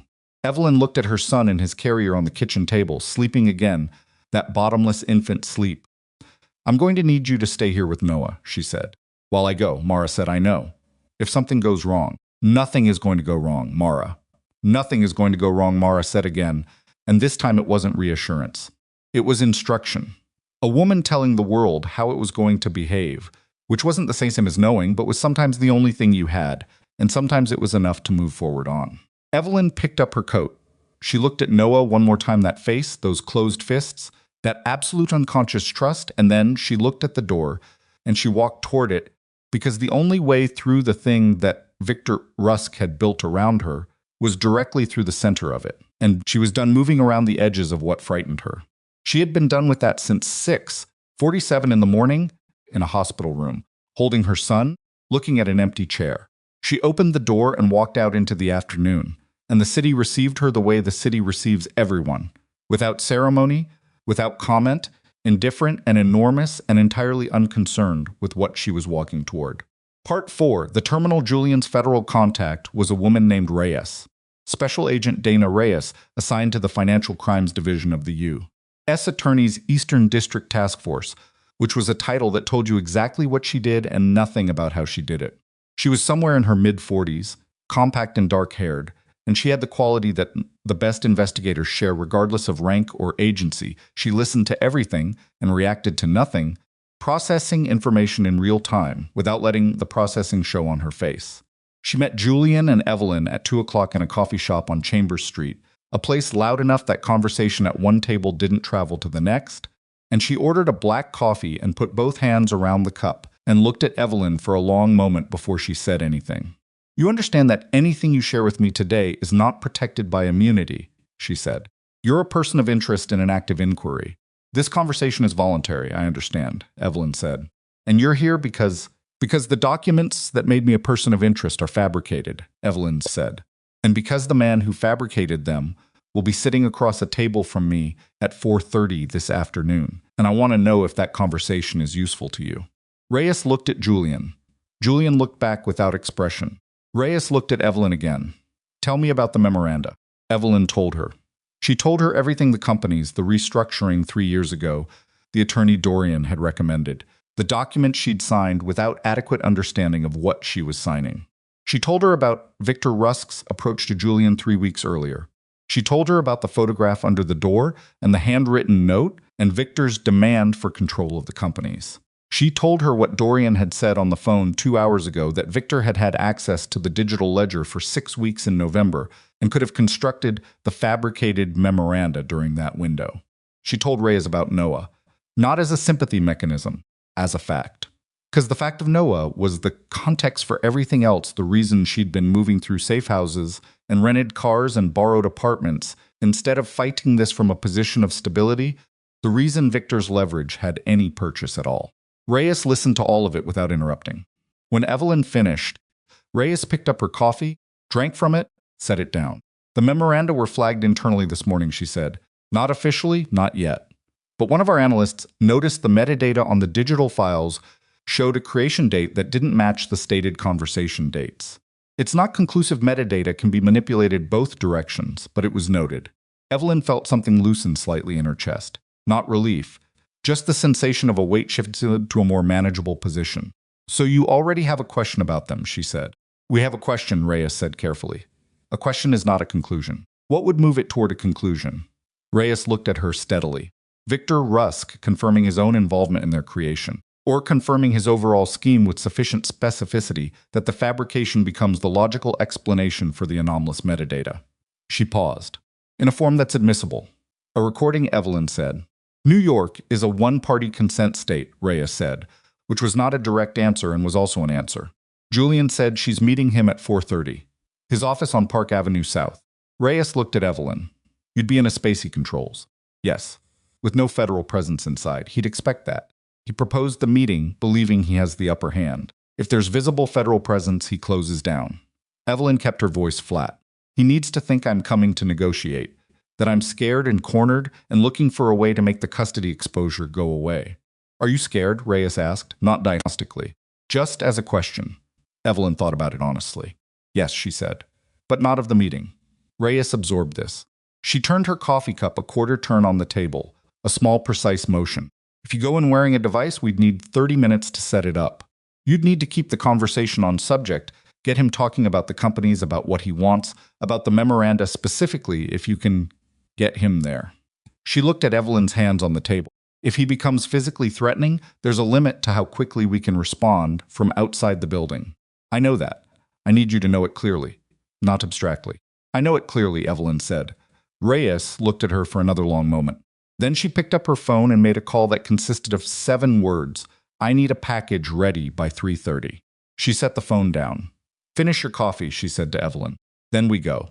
The device was smaller than Evelyn had expected, smaller than anything she'd seen in the movies that had apparently constituted her entire prior education on the subject. It was a flat adhesive panel, roughly the size of a large bandage, worn against the skin below the left collarbone. A technician named Marcus applied it in the back of a gray federal vehicle parked on a side street near Foley Square at 3:45, working quickly and without unnecessary conversation, explaining in a low, practical voice that the device transmitted continuously to a receiver unit that would be monitored by Reyes and 2 other agents in a vehicle outside Victor's building. Range? Evelyn asked. Sufficient for the building's dimensions, Marcus said. Elevator transit will cause some interference. Once you're in the office space and stationary, the feed is clean. If I need to say I need a moment to consider that. Exactly those words. We'll know. He pressed the edge of the panel flat against her skin and smoothed it with 2 fingers. Don't touch it. Don't adjust your collar toward it. If he asks you to remove your jacket, you say you're cold. If he insists, he won't, Evelyn said. He's not that kind of man. Marcus looked at her with the expression of someone who has heard that assessment before. Okay, he said, but if he does, I improvise. Marcus looked at Julian, who was standing near the vehicle's side door. Julian said she'll manage. Victor Rusk's Park Avenue South office occupied the 23rd floor of a building, with a lobby that smelled like imported marble and the particular brand of silence that expensive buildings maintain, sound-absorbing. Slightly pressurized, the silence of a place designed to make you feel small and managed before you reach the elevator. Evelyn reached the elevator at 4:22. She rode it alone to the 23rd floor, with her hands loose at her sides, and her breathing deliberate, not the careful breathing of someone managing panic, but the measured breathing of someone who has decided that her body is going to do exactly what she needs it to do because she has not net far to let adrenaline make her decisions. The elevator opened onto a reception area with low furniture and a woman at a desk who looked up with a professionally neutral expression and said, Ms. Vane? Yes. Mr. Rusk is expecting you. I'll let him know you've arrived. She didn't sit. She stood near the window that looked east over the city, the afternoon light coming in flat and gray, and she looked at the skyline and thought about the hospital room and the empty chair and the distance between that morning and this one, and how everything in between had been a single continuous act of deciding what she was willing to be. The door at the end of the reception area opened. Victor Rusk said Evelyn. He was wearing a dark suit and no tie, which was a deliberate choice. The tie would have been too formal, too adversarial. Would have announced that he understood this as a confrontation. The open collar said, this is a business conversation between reasonable people. He was doing everything right on the surface. His expression was composed and almost warm, the kind of warmth that lives in the upper face without reaching anything deeper. She followed him into the conference room. It was a long room with a table that seated 12 and a view she didn't look at. He gestured toward the near end of the table, the chair that would put her back to the door, which she noted without commenting on, and she sat in the chair beside it, instead the one that put the door at her left, in her peripheral vision. Victor sat across from her without remarking on the adjustment. I appreciate you coming, he said. I'm here because it was the most direct option, Evelyn said. I don't have time for indirect fare. He folded his hands on the table. Then I'll be direct as well. The situation with Dorian's filing this morning changes the landscape considerably. For both of you. He paused, but particularly for you. Because of the memoranda. Something moved in his eyes, a brief recalibration. The adjustment of a man who expected to approach the subject on his own timeline and found it already on the table. You're aware of them. I'm aware that documents exist in the ledger that describe conversations between us that never happened. Evelyn said that. I'm aware of when they were created and who had access to the digital files during that window. Victor was quiet for 3 seconds. In a man with his degree of control, 3 seconds was a significant pause. Those documents reflect legitimate business discussions, he said. We both know they don't. Evelyn, I'm not here to argue about whether they're real, she said. I'm here because we both know what you want, and I want to understand what I get in exchange for giving it to you. Victor looked at her. The warmth in his expression had become something more measured, not hostile, not yet, but recalibrated again. The expression of a man who has just upgraded his assessment of the person across the table. The 4 companies, he said, operational control. Not ownership that stays in my name, because changing ownership creates a filing trail you don't want. She said it the way Julian had coached her, presenting the architecture of Victor's own scheme back to him as though she'd arrived at it independently. You want signing authority and operational direction. You want me as a name on a document and nothing else. That's a reasonable summary, he said. And the memoranda? He looked at her steadily. If we reach an agreement, the documentation becomes irrelevant. That's not an answer. It's the answer you get at this stage. Evelyn put her hands flat on the table, both hands, a deliberate gesture, something to anchor the moment in something physical.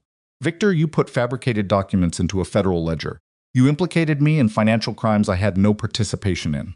You did this specifically because you needed me out of the way quickly enough that I couldn't respond. She kept her voice level. And now you're telling me that once I give you what you want, the problem goes away. I need you to say specifically what that means. Not a reasonable summary. Not a stage-appropriate answer.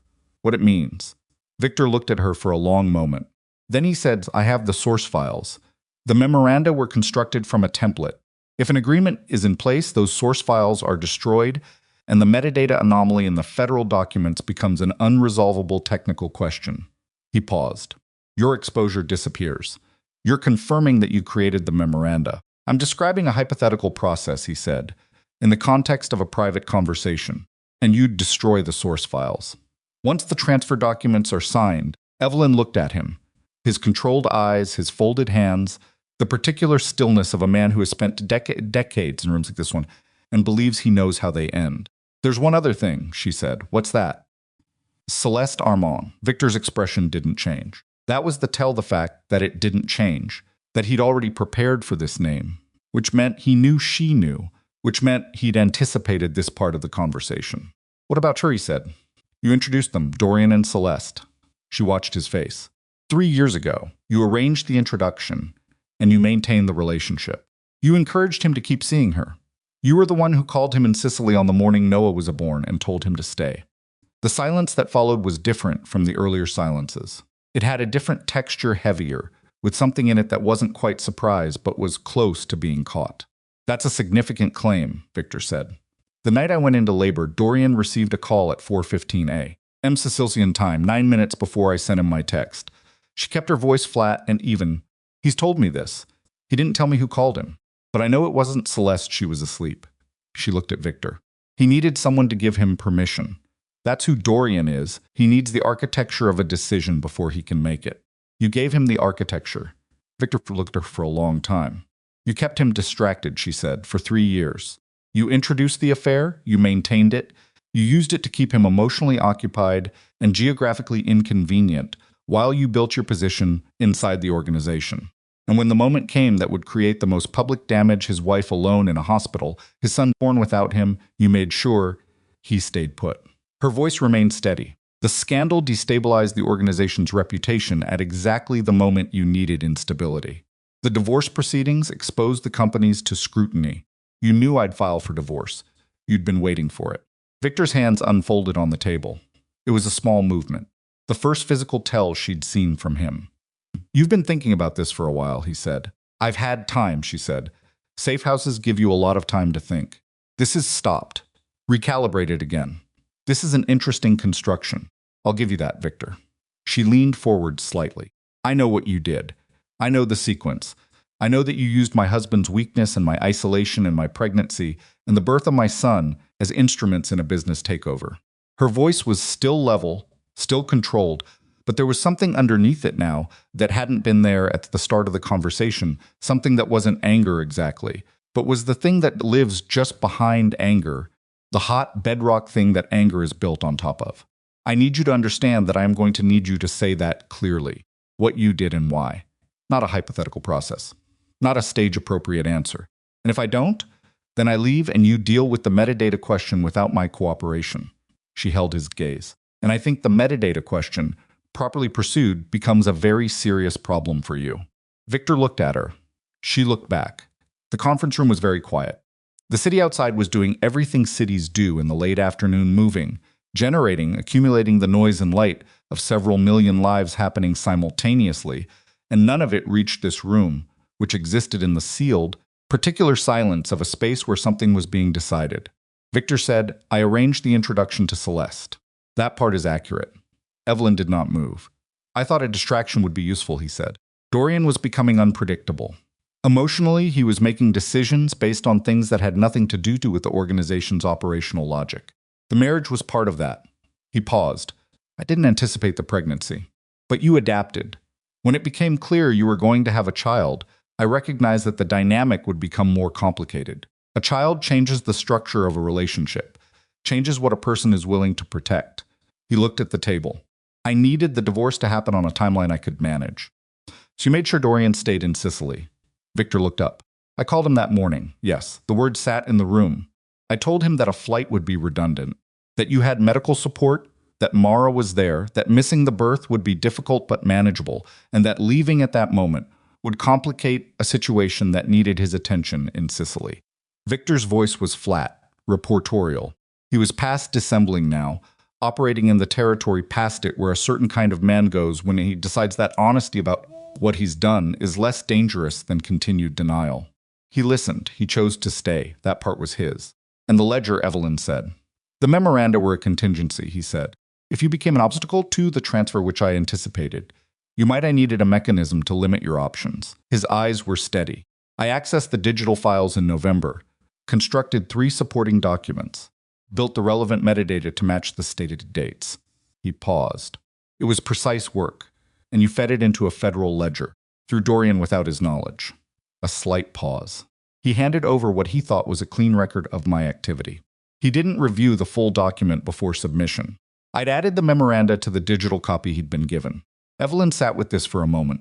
Dorian hadn't known about the memoranda. She wasn't sure if that made it better or worse. It didn't make it good. But it changed the shape of what she'd been carrying since Julian told her this morning. Changed the particular weight of it. And she registered the change the way you register a shift in weather, not with relief, not exactly, but with the specific sensation of something that had been pressing in one direction, easing slightly. She looked at Victor. You used everyone, she said. I built something, he said. There was no apology in his voice, no remorse, just the flat declaration of a man describing architecture. I built it carefully over 3 years. Every piece served a function. Celeste served a function. Yes, I served a function. Yes. Noah, she stopped, made herself continue. My son was an accelerant, Victor said, not a target. I want to be precise about that. Something moved through Evelyn's chest, slow and dark and total. She pressed her hands flat against the table and felt the solid surface of it and let the feeling move through her without letting it onto her face. Because her face was the one thing she needed to keep from him right now, and she knew it. I need a moment to consider that, she said. Victor looked at her. What you've told me, she said. I need a moment. She stood up and walked to the window. She stood with her back to him and looked at the city and listened for the sound of anything, any signal, any change in the quality of the silent silence behind her, and she breathed. She breathed. Below on Park Avenue South, a gray sedan was parked at the curb that she recognized from this morning. She didn't look at it directly. She looked at the space around it, the ordinary afternoon motion of pedestrians and traffic, and she understood that the conversation she just had was either enough or it wasn't, and she would know which in the next 60 seconds. And there was nothing left to do in this room that could change that. She turned around. Victor was still sitting at the table with his hands folded. He was watching her with those controlled eyes, and in them she saw something she hadn't seen there before, not in the dinners, not in the brief introductions, not in any of the moments she'd been in proximity to this man. He was assessing whether she was about to be a problem. The transfer documents, he said. Do we have an agreement? Evelyn walked back to the table. She picked up the pen that had been placed near the center, beside a folder she hadn't opened, that she understood contained whatever Victor had prepared for her to sign. She held the pen. She looked at Victor Rusk across the table, this careful constructed man who had spent 3 years using the people around her as instruments, who had kept her husband in another woman's bed while she labored alone, who had put her name on a fabricated document and filed it with federal investigators, who had said Noah was an accelerant, the way you say a fact about weather. She signed. She signed with the wrong name, Evelyn Marrow. Her name before the marriage. The name on nothing in Victor's documents, on nothing in the legal structure he'd spent 3 years building around her married identity, on nothing that would constitute a valid transfer of anything. Victor looked at the signature. He looked at it for 2 seconds. He understood. In the same moment, the conference room door opened, and it wasn't the receptionist, and it wasn't anyone Victor had arranged to be there. And the people who came through it were wearing the particular expression of people whose job requires them to look like they do this every day because they do. Victor stood up so fast his chair went back. His hand went toward the inside of his jacket. The door behind Evelyn opened as well. Someone said hands and someone else said don't, and Victor's hand stopped moving, and his face went through 3 expressions in less than a second calculation. Fury, and then the thing underneath both of them, the thing that calculation and fury are both built to avoid showing, which was the face of a man who has just understood that the room he believed he controlled has been something else entirely for the past 40 minutes. Evelyn stepped back from the table. Her heart was doing something loud and irregular in her chest, and her hands were not entirely steady, and the pen she'd used to write the wrong name on a document that meant nothing was still in her right hand. And she set it down carefully on the table, because it felt important not to be holding anything. Ress came through the door behind her. Not in tactical gear, in the same dark jacket she'd worn at the coffee shop on Chambers Street, carrying nothing visible, moving with the same measured quality she'd had at 2 o'clock. She looked at Victor, who was now very still with his hands visible at his sides, and then she looked at Evelyn. "Okay," she said. "Yes," Evelyn said. Her voice came out steady. She was almost surprised. Reyes nodded once and moved past her toward Victor, and Evelyn stepped further back until she felt the window behind her, and the city against the glass, and the particular sensation of something that has been in motion for a very long time beginning to slow. Victor said to no one specifically, "This isn't finished." Reyes said, "It's finished enough for today." 2 agents moved Victor toward the door. He went without physical resistance, which was the choice of a man who understood that physical resistance was the one thing that couldn't be strategized out of its consequences. At the door, he stopped and looked back at Evelyn. "You understand what you've done," he said. Not a threat. A statement. "Yes," she said, "I understand exactly what I've done." He held her gaze for 1 more second. Then the agents moved him through the door, and the door closed behind them. And the conference room was suddenly very quiet and very empty, and Evelyn stood at the window with the city at her back, and her hand still not entirely steady, and the device against her collarbone that had recorded 40 minutes of a man describing in precise and voluntary detail the architecture of everything he'd built and everyone he'd used to build it. Reyes came back into the room. She looked at Evelyn. "The recording is clean," she said. "All of it." Evelyn exhaled. It was the first complete exhale she'd taken in 40 minutes, maybe longer, and it came out ragged at the edges in a way she hadn't expected, not a sob. Nothing like that, just the specific, involuntary release of a body that has been holding itself at a particular tension for so long that the release of it feels almost structural. Yeah. "Dorian," Evelyn said. Reyes said, "He's still at the federal building. He's been there since 8 this morning." She paused. "He'll be there for some time." "How long?" Reyes looked at her steadily. "That depends on his cooperation." Another pause, and on what the full ledger contains. Evelyn understood. The recording had given the investigators Victor Rusk. The ledger, the real one, the one Dorian had voluntarily surrendered, gave them everything else. Every routing, every contact, every name, every number, including Dorian's. He'd handed them the case they'd been trying to build for 7 years. He'd done it deliberately, knowingly, with full understanding of what it cost. She thought about the phone call this morning. I miscalculated. She thought about a man standing at the foot of a hospital bed, looking at his son with an unguarded face. She thought about 3 years and a dry cleaning receipt and the particular arithmetic of choices made and unmade and the things that couldn't be unmade regardless of what came after. "What happens now?" she said. Reyes picked up the folder from the table, Victor's transfer documents, signed with the wrong name, and looked at the signature. Something that might have been the beginning of a smile moved at the corner of her mouth. "Now," she said, "we go have a very long conversation about what you know and what you signed and why your name is on 4 companies worth $500 million. She looked at Evelyn, and then, "If your attorney is as good as I think he is, we figure out how to get you out from under it." "Julian is very good," Evelyn said. "I know. I've dealt with him before." Reyes set the folder down. "He's infuriating." "Yes," Evelyn said, "he is. It wasn't funny, not exactly. But it was something small human thing in the middle of a room where the air still held the residue of Victor Rusk's and everything he'd built and everything she'd walked into and out of in the last 40 minutes. She felt it and didn't apologize for it. Her phone buzzed in her pocket. "Mara, one word, Noah?" She typed back, "Fine. Coming soon." She put the phone away and looked at the conference room, the long table, the empty chairs, the pen she'd set down after writing the wrong name on a document that had been designed to take everything from her.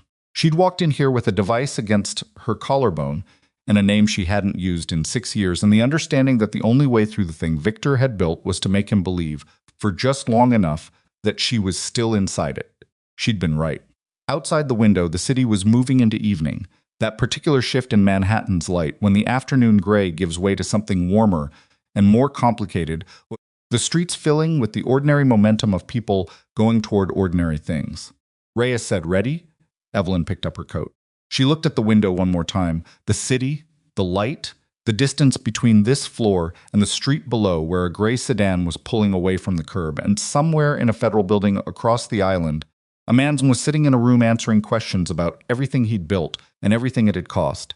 And in a West Village apartment, a woman was holding a child who didn't know any of this and would not know any of it for a long time.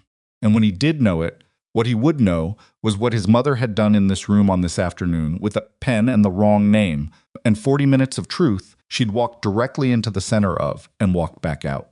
"Ready," Evelyn said. And she walked out of the room and the door closed behind her, and the city received her the same way it always did, without ceremony, without pause, enormous and indifferent, and entirely unaware that anything had just ended, or begun, or changed in the irreversible way that certain things change when the moment that contains them finally arrives and passes and cannot be returned to. The elevator opened. She stepped inside. The doors closed. She rode down alone, and when the lobby doors opened and the cold air hit her face, she kept walking, and she did not look back at the building, and her hands, by the time she reached the sidewalk, had stopped shaking entirely. Part 5. What Remains the Conversation with Reyes lasted 4 hours. Not in the federal building on St. Andrews Plaza. Reyes had been deliberate about that, understanding that bringing Evelyn through those doors on the same day Dorian was inside would create a visual and a record that served no one's interests cleanly.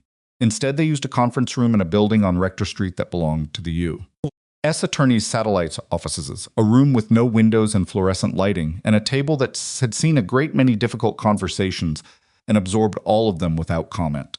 Julian was present for all of it. Evelyn answered every question. She answered them the way she'd done everything in the past 2 weeks, without performance, without the particular self-protective vagueness that people deploy when they're afraid of where honesty leads. She described the restructuring meeting 3 years ago in the specific details she'd been carrying since the moment she understood what those companies represented. She described every document she'd signed and what she'd been told about each one and what she hadn't been told.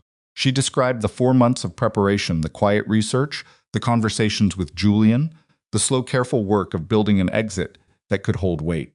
Reyes listened and wrote, and occasionally asked questions that were pointed without being hostile, the questions of someone who was assembling something rather than dismantling someone. At one point, she asked, "Did you ever receive any financial benefit from the routing activity documented in the ledger?" "No," Evelyn said. "Were you ever in a meeting, a call, or a written communication in which the routing activity was discussed in your presence?" "No." "To your knowledge, did Dorian Vane ever attempt to include you in the operational decisions of those companies beyond the initial transfer of ownership?" Evelyn thought about this honestly, the way she thought about everything, looking for the places where memory and wish diverged, and making sure she stayed on the right side of that line.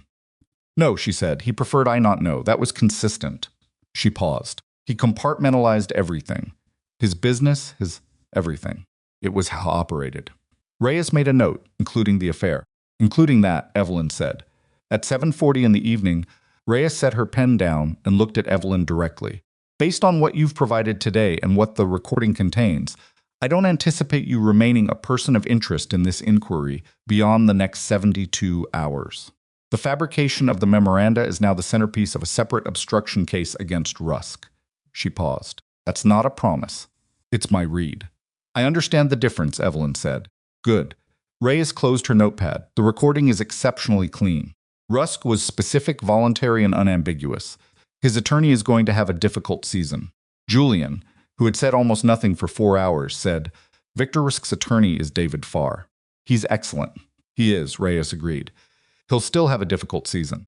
Evelyn put on her coat.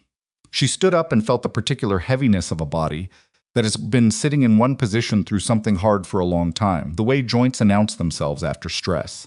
She picked up her bag. Dorian, she said. Reyes looked at her. What about him? What's his situation? He's been cooperating all day. His attorney has been in there with him. Reyes considered what she was willing to say. The ledger is comprehensive. His cooperation is genuine and detailed. Those two things together create a certain trajectory for prosecutorial decision-making. She paused. It's not my case. The Financial Crimes Unit will make their determinations. But it's serious. Yes, Ray said. It's serious. Evelyn nodded. She looked at the table, the blank surface of it, the absence of anything, and then she looked at the door. Thank you, she said to Reyes. Reyes said, you walked into that room. Thank yourself.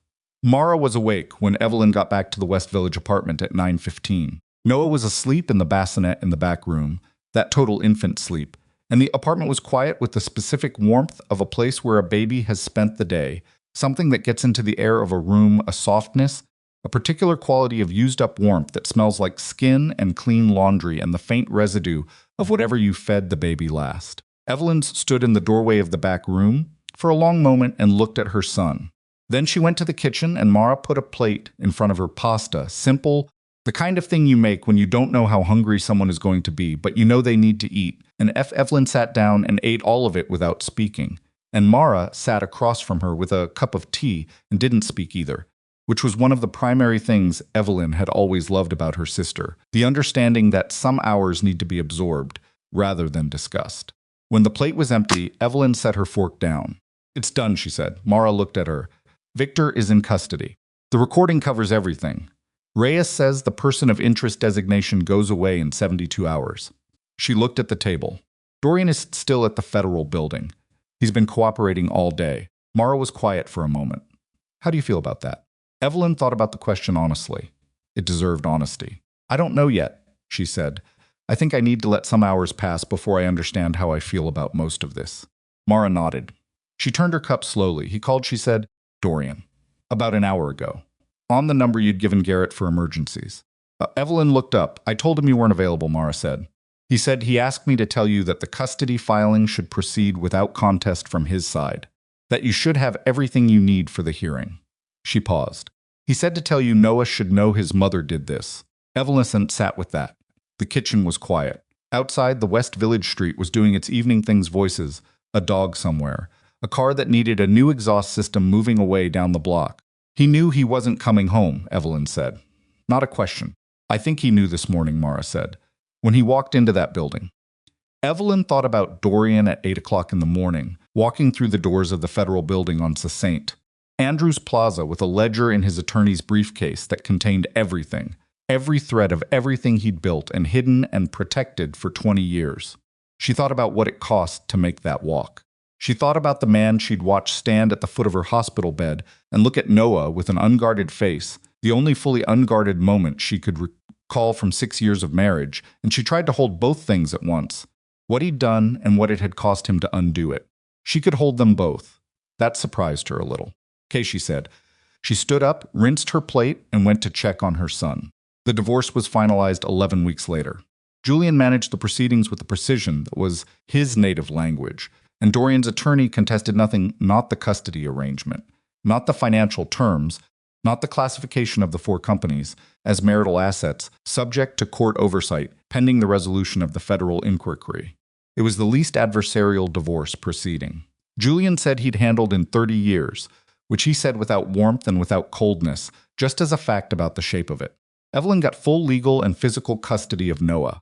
Dorian was granted supervised visitation rights to be exercised through a schedule approved by the court and contingent on his ongoing cooperation with federal proceedings. He was indicted 6 weeks after the divorce was final. 18 counts, spanning financial fraud, racketeering, and conspiracy charges that reached back 14 years into the history of the organization he'd built. His attorney negotiated a cooperation agreement that acknowledged the voluntary surrender of the ledger and the full day of testimony on the day Victor Rusk was arrested, and those 2 facts shaped what came next, not eliminating it, but shaping it, the way the conditions of a fall shape what you break and what you don't. He was sentenced to 7 years. He would serve 4 with good behavior. Victor Rusk was sentenced to 19 years on charges that included the original financial crimes and the obstruction count that the fabricated memoranda generated. His attorney had, as Reyes predicted, a very difficult season. Celeste Armand, who turned out to have known less than Victor had allowed her to know, and more than she'd admitted to knowing, cooperated with federal investigators and received a suspended sentence and 2 years of supervised release. Evelyn learned all of this in the way you learn things that happen in courtrooms when you are not inside them in pieces, through Julian, through the brief, controlled summaries that Reyes occasionally sent through Julian's office, through the specific paragraph in a newspaper that she read once and did not cut out or save. She did not attend any of the proceedings. She had Noah. She had the apartment she found in Brooklyn Heights after the Murray Hill interlude, a real apartment, a lease in her own name, with a room for Noah that got morning light and a kitchen that smelled like coffee from the place downstairs. She had Mara, who was there most mornings during the early weeks and gradually less often as the days developed their own rhythm. And Evelyn found that she was capable of this, capable of the specific ordinary complexity of being alone with an infant and making it work, which was not something she'd been certain of before she had to do it.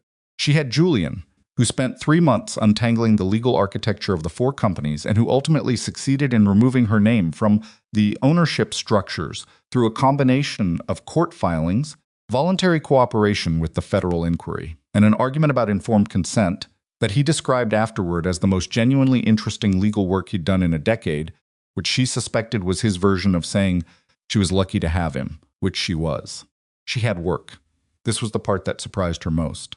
She'd assumed in the early weeks that rebuilding would feel like starting over, like returning to some earlier version of herself and picking up from a point before Dorian, before the marriage, before the years of living adjacent to a world she told herself she wasn't inside.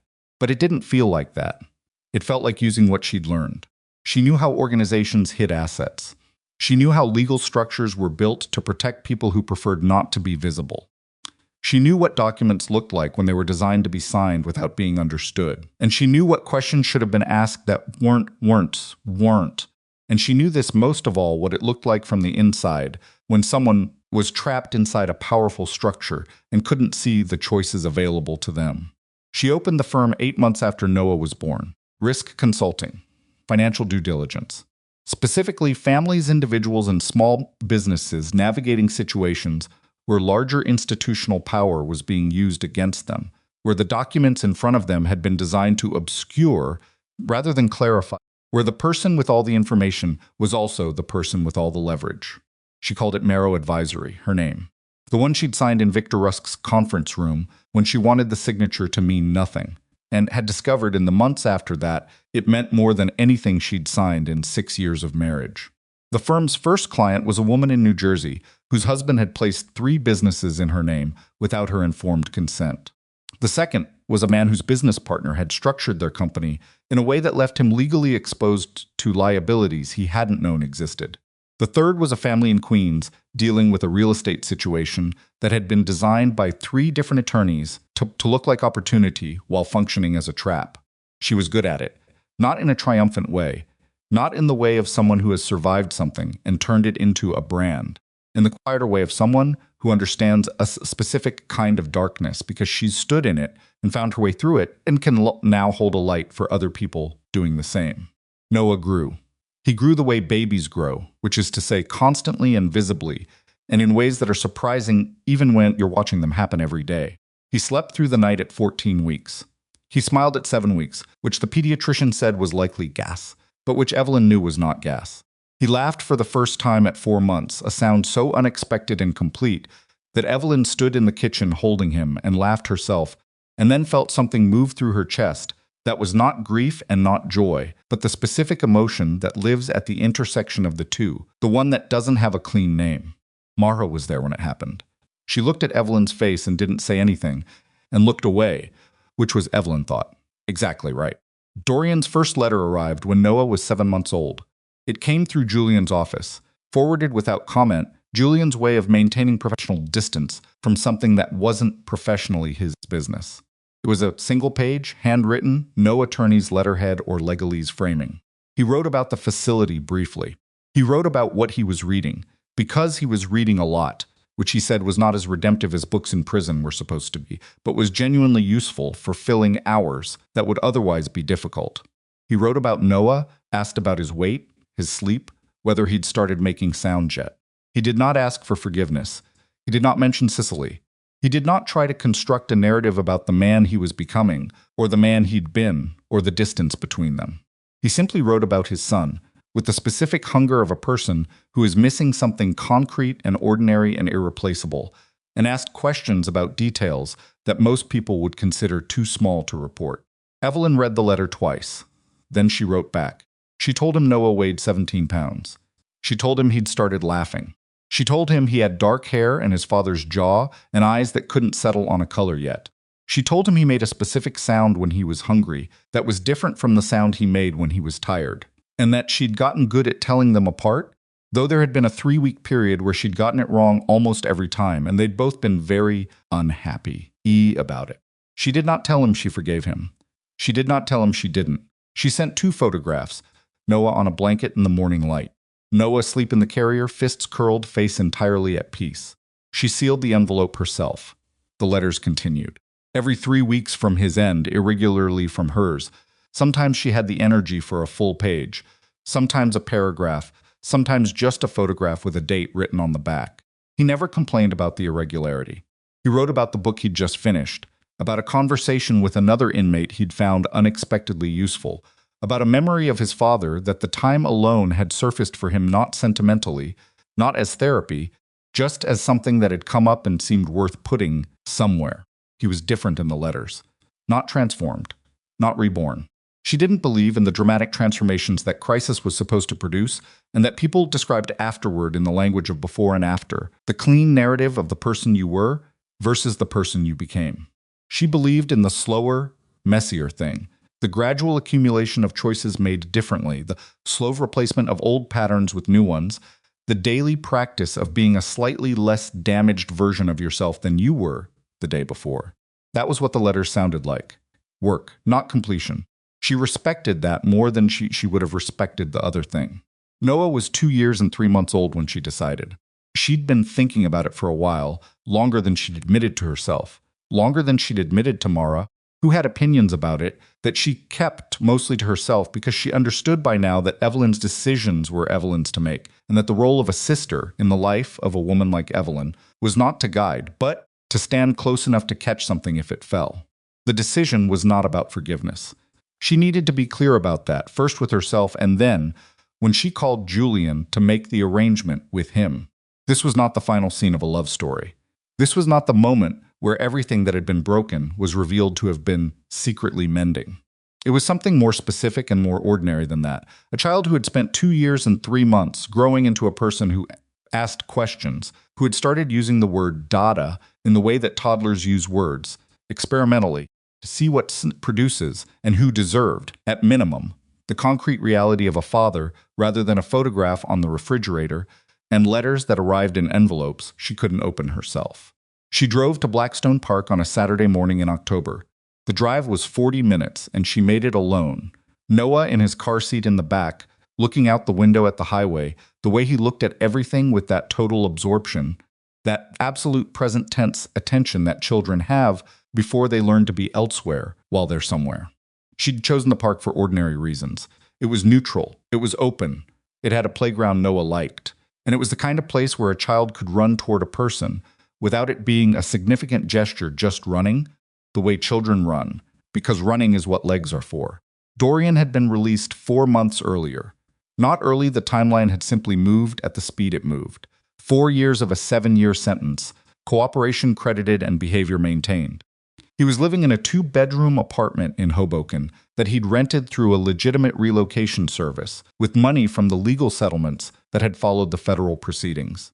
He had a job risk consulting, which struck Evelyn as the particular irony of a person having to rebuild in the ruins of their own expertise.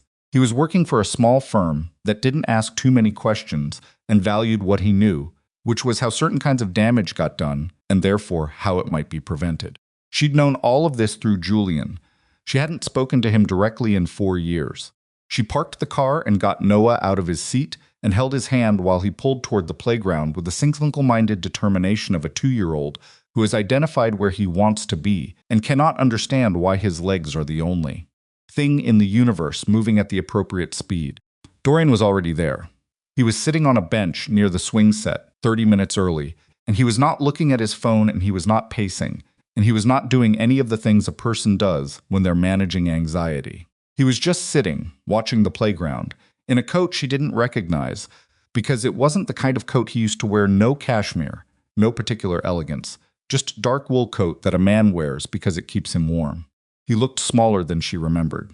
Not physically, he was the same height, same build, but there was something about the way he occupied space that had changed.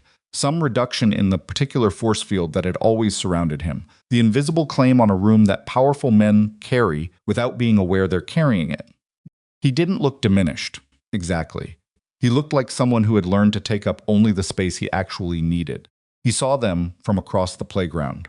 He stood up immediately, which was instinct, and then he stopped moving, which was the learned behavior of a man who understood that he did not have the right to close distances without permission. Noah saw him.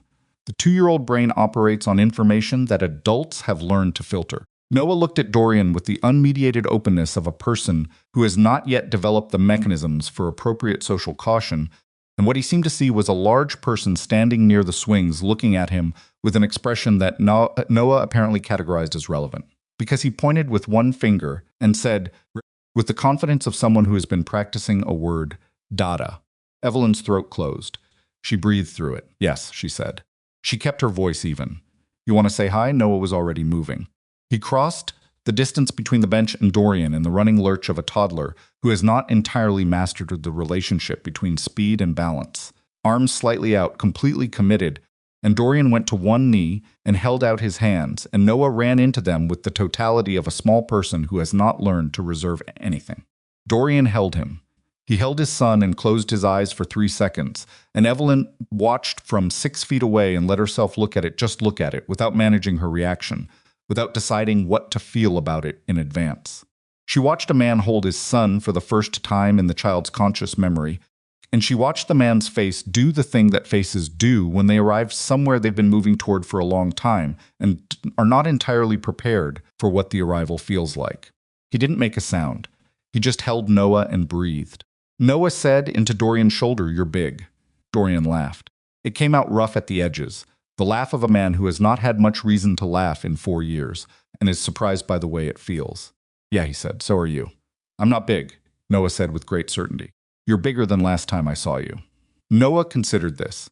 When Dorian pulled back and looked at his son's face. He looked at it the way you look at something you've been carrying in your memory for a long time and are now checking the memory against the reality. "A long time ago," he said, "you were very small." "I'm not small," Noah said. "No," Dorian said, "you're not." Evelyn had been planning to stand at a distance. She'd been planning to let the visit happen from across the space, to be a present but removed figure, the careful architecture of a supervised meeting that didn't feel supervised. But Noah, having established contact with his father, turned around to find her and held out his hand with the imperious expectation of a 2-year-old who sees no reason why everyone in his life should not be in the same place at the same time. She walked over. She stood near the bench and looked at Dorian over Noah's head. He stood up. He was not the man who had walked through the door of her hospital room with a velvet box and a pressed suit and clear eyes. He was also not the man she'd expected 4 years of consequences to produce the diminished, quietly broken version that she'd imagined and then felt guilty for imagining. He was something in between, a man who had absorbed damage and was carrying it visibly, not performing its absence. "Evelyn," he said. "Dorian," she said. They stood there for a moment. Noah was already pulling toward the swings. "He's Dorian," stopped. "Try it again. He looks like you." "He has your jaw," she said. "Yeah," he looked at Noah. "I see it." A pause. Not uncomfortable, just present. The way a pause is when two people have too much history to pretend it isn't there, and enough sense as not to try to address it all at once. "Thank you," Dorian said. "For this." "It's for him," Evelyn said. Not harshly. Just accurately. "I know," he said. "That's what I mean." She looked at him for a moment. She looked at the coat, the face, the way he held his hands at his sides loose. No jewelry, none of the particular physical signals of a powerful man. She thought about a velvet box on a hospital tray table. She thought about a text message sent at 5:47 in the morning from a villa in Sicily. She thought about Victor Russ's controlled eyes and fabricated memoranda, and a photograph slipped under a door at 3:40 in the morning And then she thought about a conference room on Park Avenue South and the specific weight of a pen and the name she'd written on a document that was designed to take everything from her. She thought about all of it. Then she watched her son run toward the swing set and stop and look back at his father with an expression of complete expectation, the face of a child who has decided that this person will push him on the swings and is simply waiting for the universe to agree. He'll want you to push him, she said. Okay, Dorian said. He'll tell you when to stop. He has opinions about swing speed. Something moved in Dorian's expression, not quite a smile, but the beginning of one. Okay, go, she said. He went. She sat on the bench and watched her son and his father at the swings, and the October morning did its ordinary October things, a wind that smelled like leaves and coming cold, the sound of the playground from other families in other parts of the park, the specific quality of autumn light that makes everything look simultaneously ending and clean. She was not happy in the simple sense. She was not at peace in the complete sense. She was somewhere more complicated than either of those, somewhere that had no name she'd found yet. The place you arrive at when you've come through something that should have broken you and discovered that it didn't. And you're not entirely sure what to do with that. And you suspect that not knowing is actually the appropriate response, that the people who come through the hard things and immediately know what it means are the ones who haven't finished processing it yet. She sat on the bench and felt the cold through her coat and watched Noah on the swing. He was laughing. That sound, the particular sound of her son laughing, which she had come to know the way she knew her own heartbeat, moved through the October air and reached her on the bench, and she let herself feel it fully, all of it, without managing it or deciding what to do with it in advance. She let it be what it was. An hour passed. When the visit ended, Noah did not want to leave. This was not a surprise. Noah did not want to leave anywhere, ever, and the expression he produced when departure was announced was the same expression he produced whether he was leaving the park or the bathtub or the kitchen floor, where he'd been playing with wooden blocks. Evelyn negotiated with the same patient precision she brought to everything, and eventually Noah allowed himself to be collected, coat zipped, and brought to the edge of the playground. He looked back at Dorian. "You come back?" he said. Dorian looked at Evelyn. She held the look for a moment. She thought about everything the look contained, what it was asking, what she was being asked to authorize, what it meant to nod. She nodded. "Next Saturday," she said, 10 o'clock. Dorian looked at his son. "I'll be here," he said. "I'll be early." Noah considered this information and seemed to find it satisfactory. Then he turned and pulled Evelyn toward the car with the decisive energy of a toddler who has finished with one thing and is ready for the next. She let herself be pulled. At the car, she got him into the seat and buckled him and straightened up, and she could see Dorian still standing near the swing set across the park, not moving, watching them the way you watch something you're aware you might not be entitled to watch for long and are choosing to look at anyway. She thought about 6:47 in the morning. She thought about the empty chair. She thought about what it means to understand something, not in the moment it happens, but in the long time after. When the moment has settled into the structure of your life, and you can see its actual shape, not the shape you gave it when it was happening, when everything was too close and too large, and you could only see the damage of it, but the actual shape, which includes the damage and also what the damage produced, which was not the life she'd planned and was also not nothing. It was, in fact, something she would not trade. That was not a simple thought. She sat with it anyway. She got into the car. She started the engine. In the seat, Noah was already looking out the window at the highway they hadn't reached yet, his attention given entirely to the next thing, the way children give their attention completely, without reservation, without any backward glance at what they're leaving. She pulled out of the lot and onto the road. Behind her in the mirror, the park shrank and then was gone. Ahead, the road was ordinary and direct, the way roads are when you know where you're going, or at least know the direction, which is most of what you need to start with. She drove. Noah fell asleep within 8 minutes, which was exactly what she'd expected, and the car was quiet in the specific way that cars are quiet when someone is asleep in the back, that particular, inhabited silence, the silence of a place that is occupied by someone who trusts it enough to be unconscious in it. She drove and let the silence be what it was. And if she thought, somewhere in the 40 minutes between the park and home, about the woman who had packed a hospital bag alone on a Sunday afternoon, while her husband paced behind a closed door, the woman who had held her son for the first time in a room where the only other occupant was the empty beside the bed, if she thought about that woman and what she would have told her, If the distance between that morning and this one could somehow be collapsed into a single moment of transmission, what she would have said was not what she'd expected it to be. Not "it gets better," which is what people say and which is sometimes true and sometimes just something to say. Not "you'll survive," which was accurate but not particularly useful at 6:47 in the morning with a newborn on your chest. What she would have said was simpler and harder than either of those. "You already know what to do. You've known for a while. Trust it." She would have said, "The chair being empty is information. Use it." She would have said, "Your name, your actual name, is worth more than anything he put it on." The exit for Brooklyn Heights appeared ahead. She took it. The day was doing what October days do, shortening.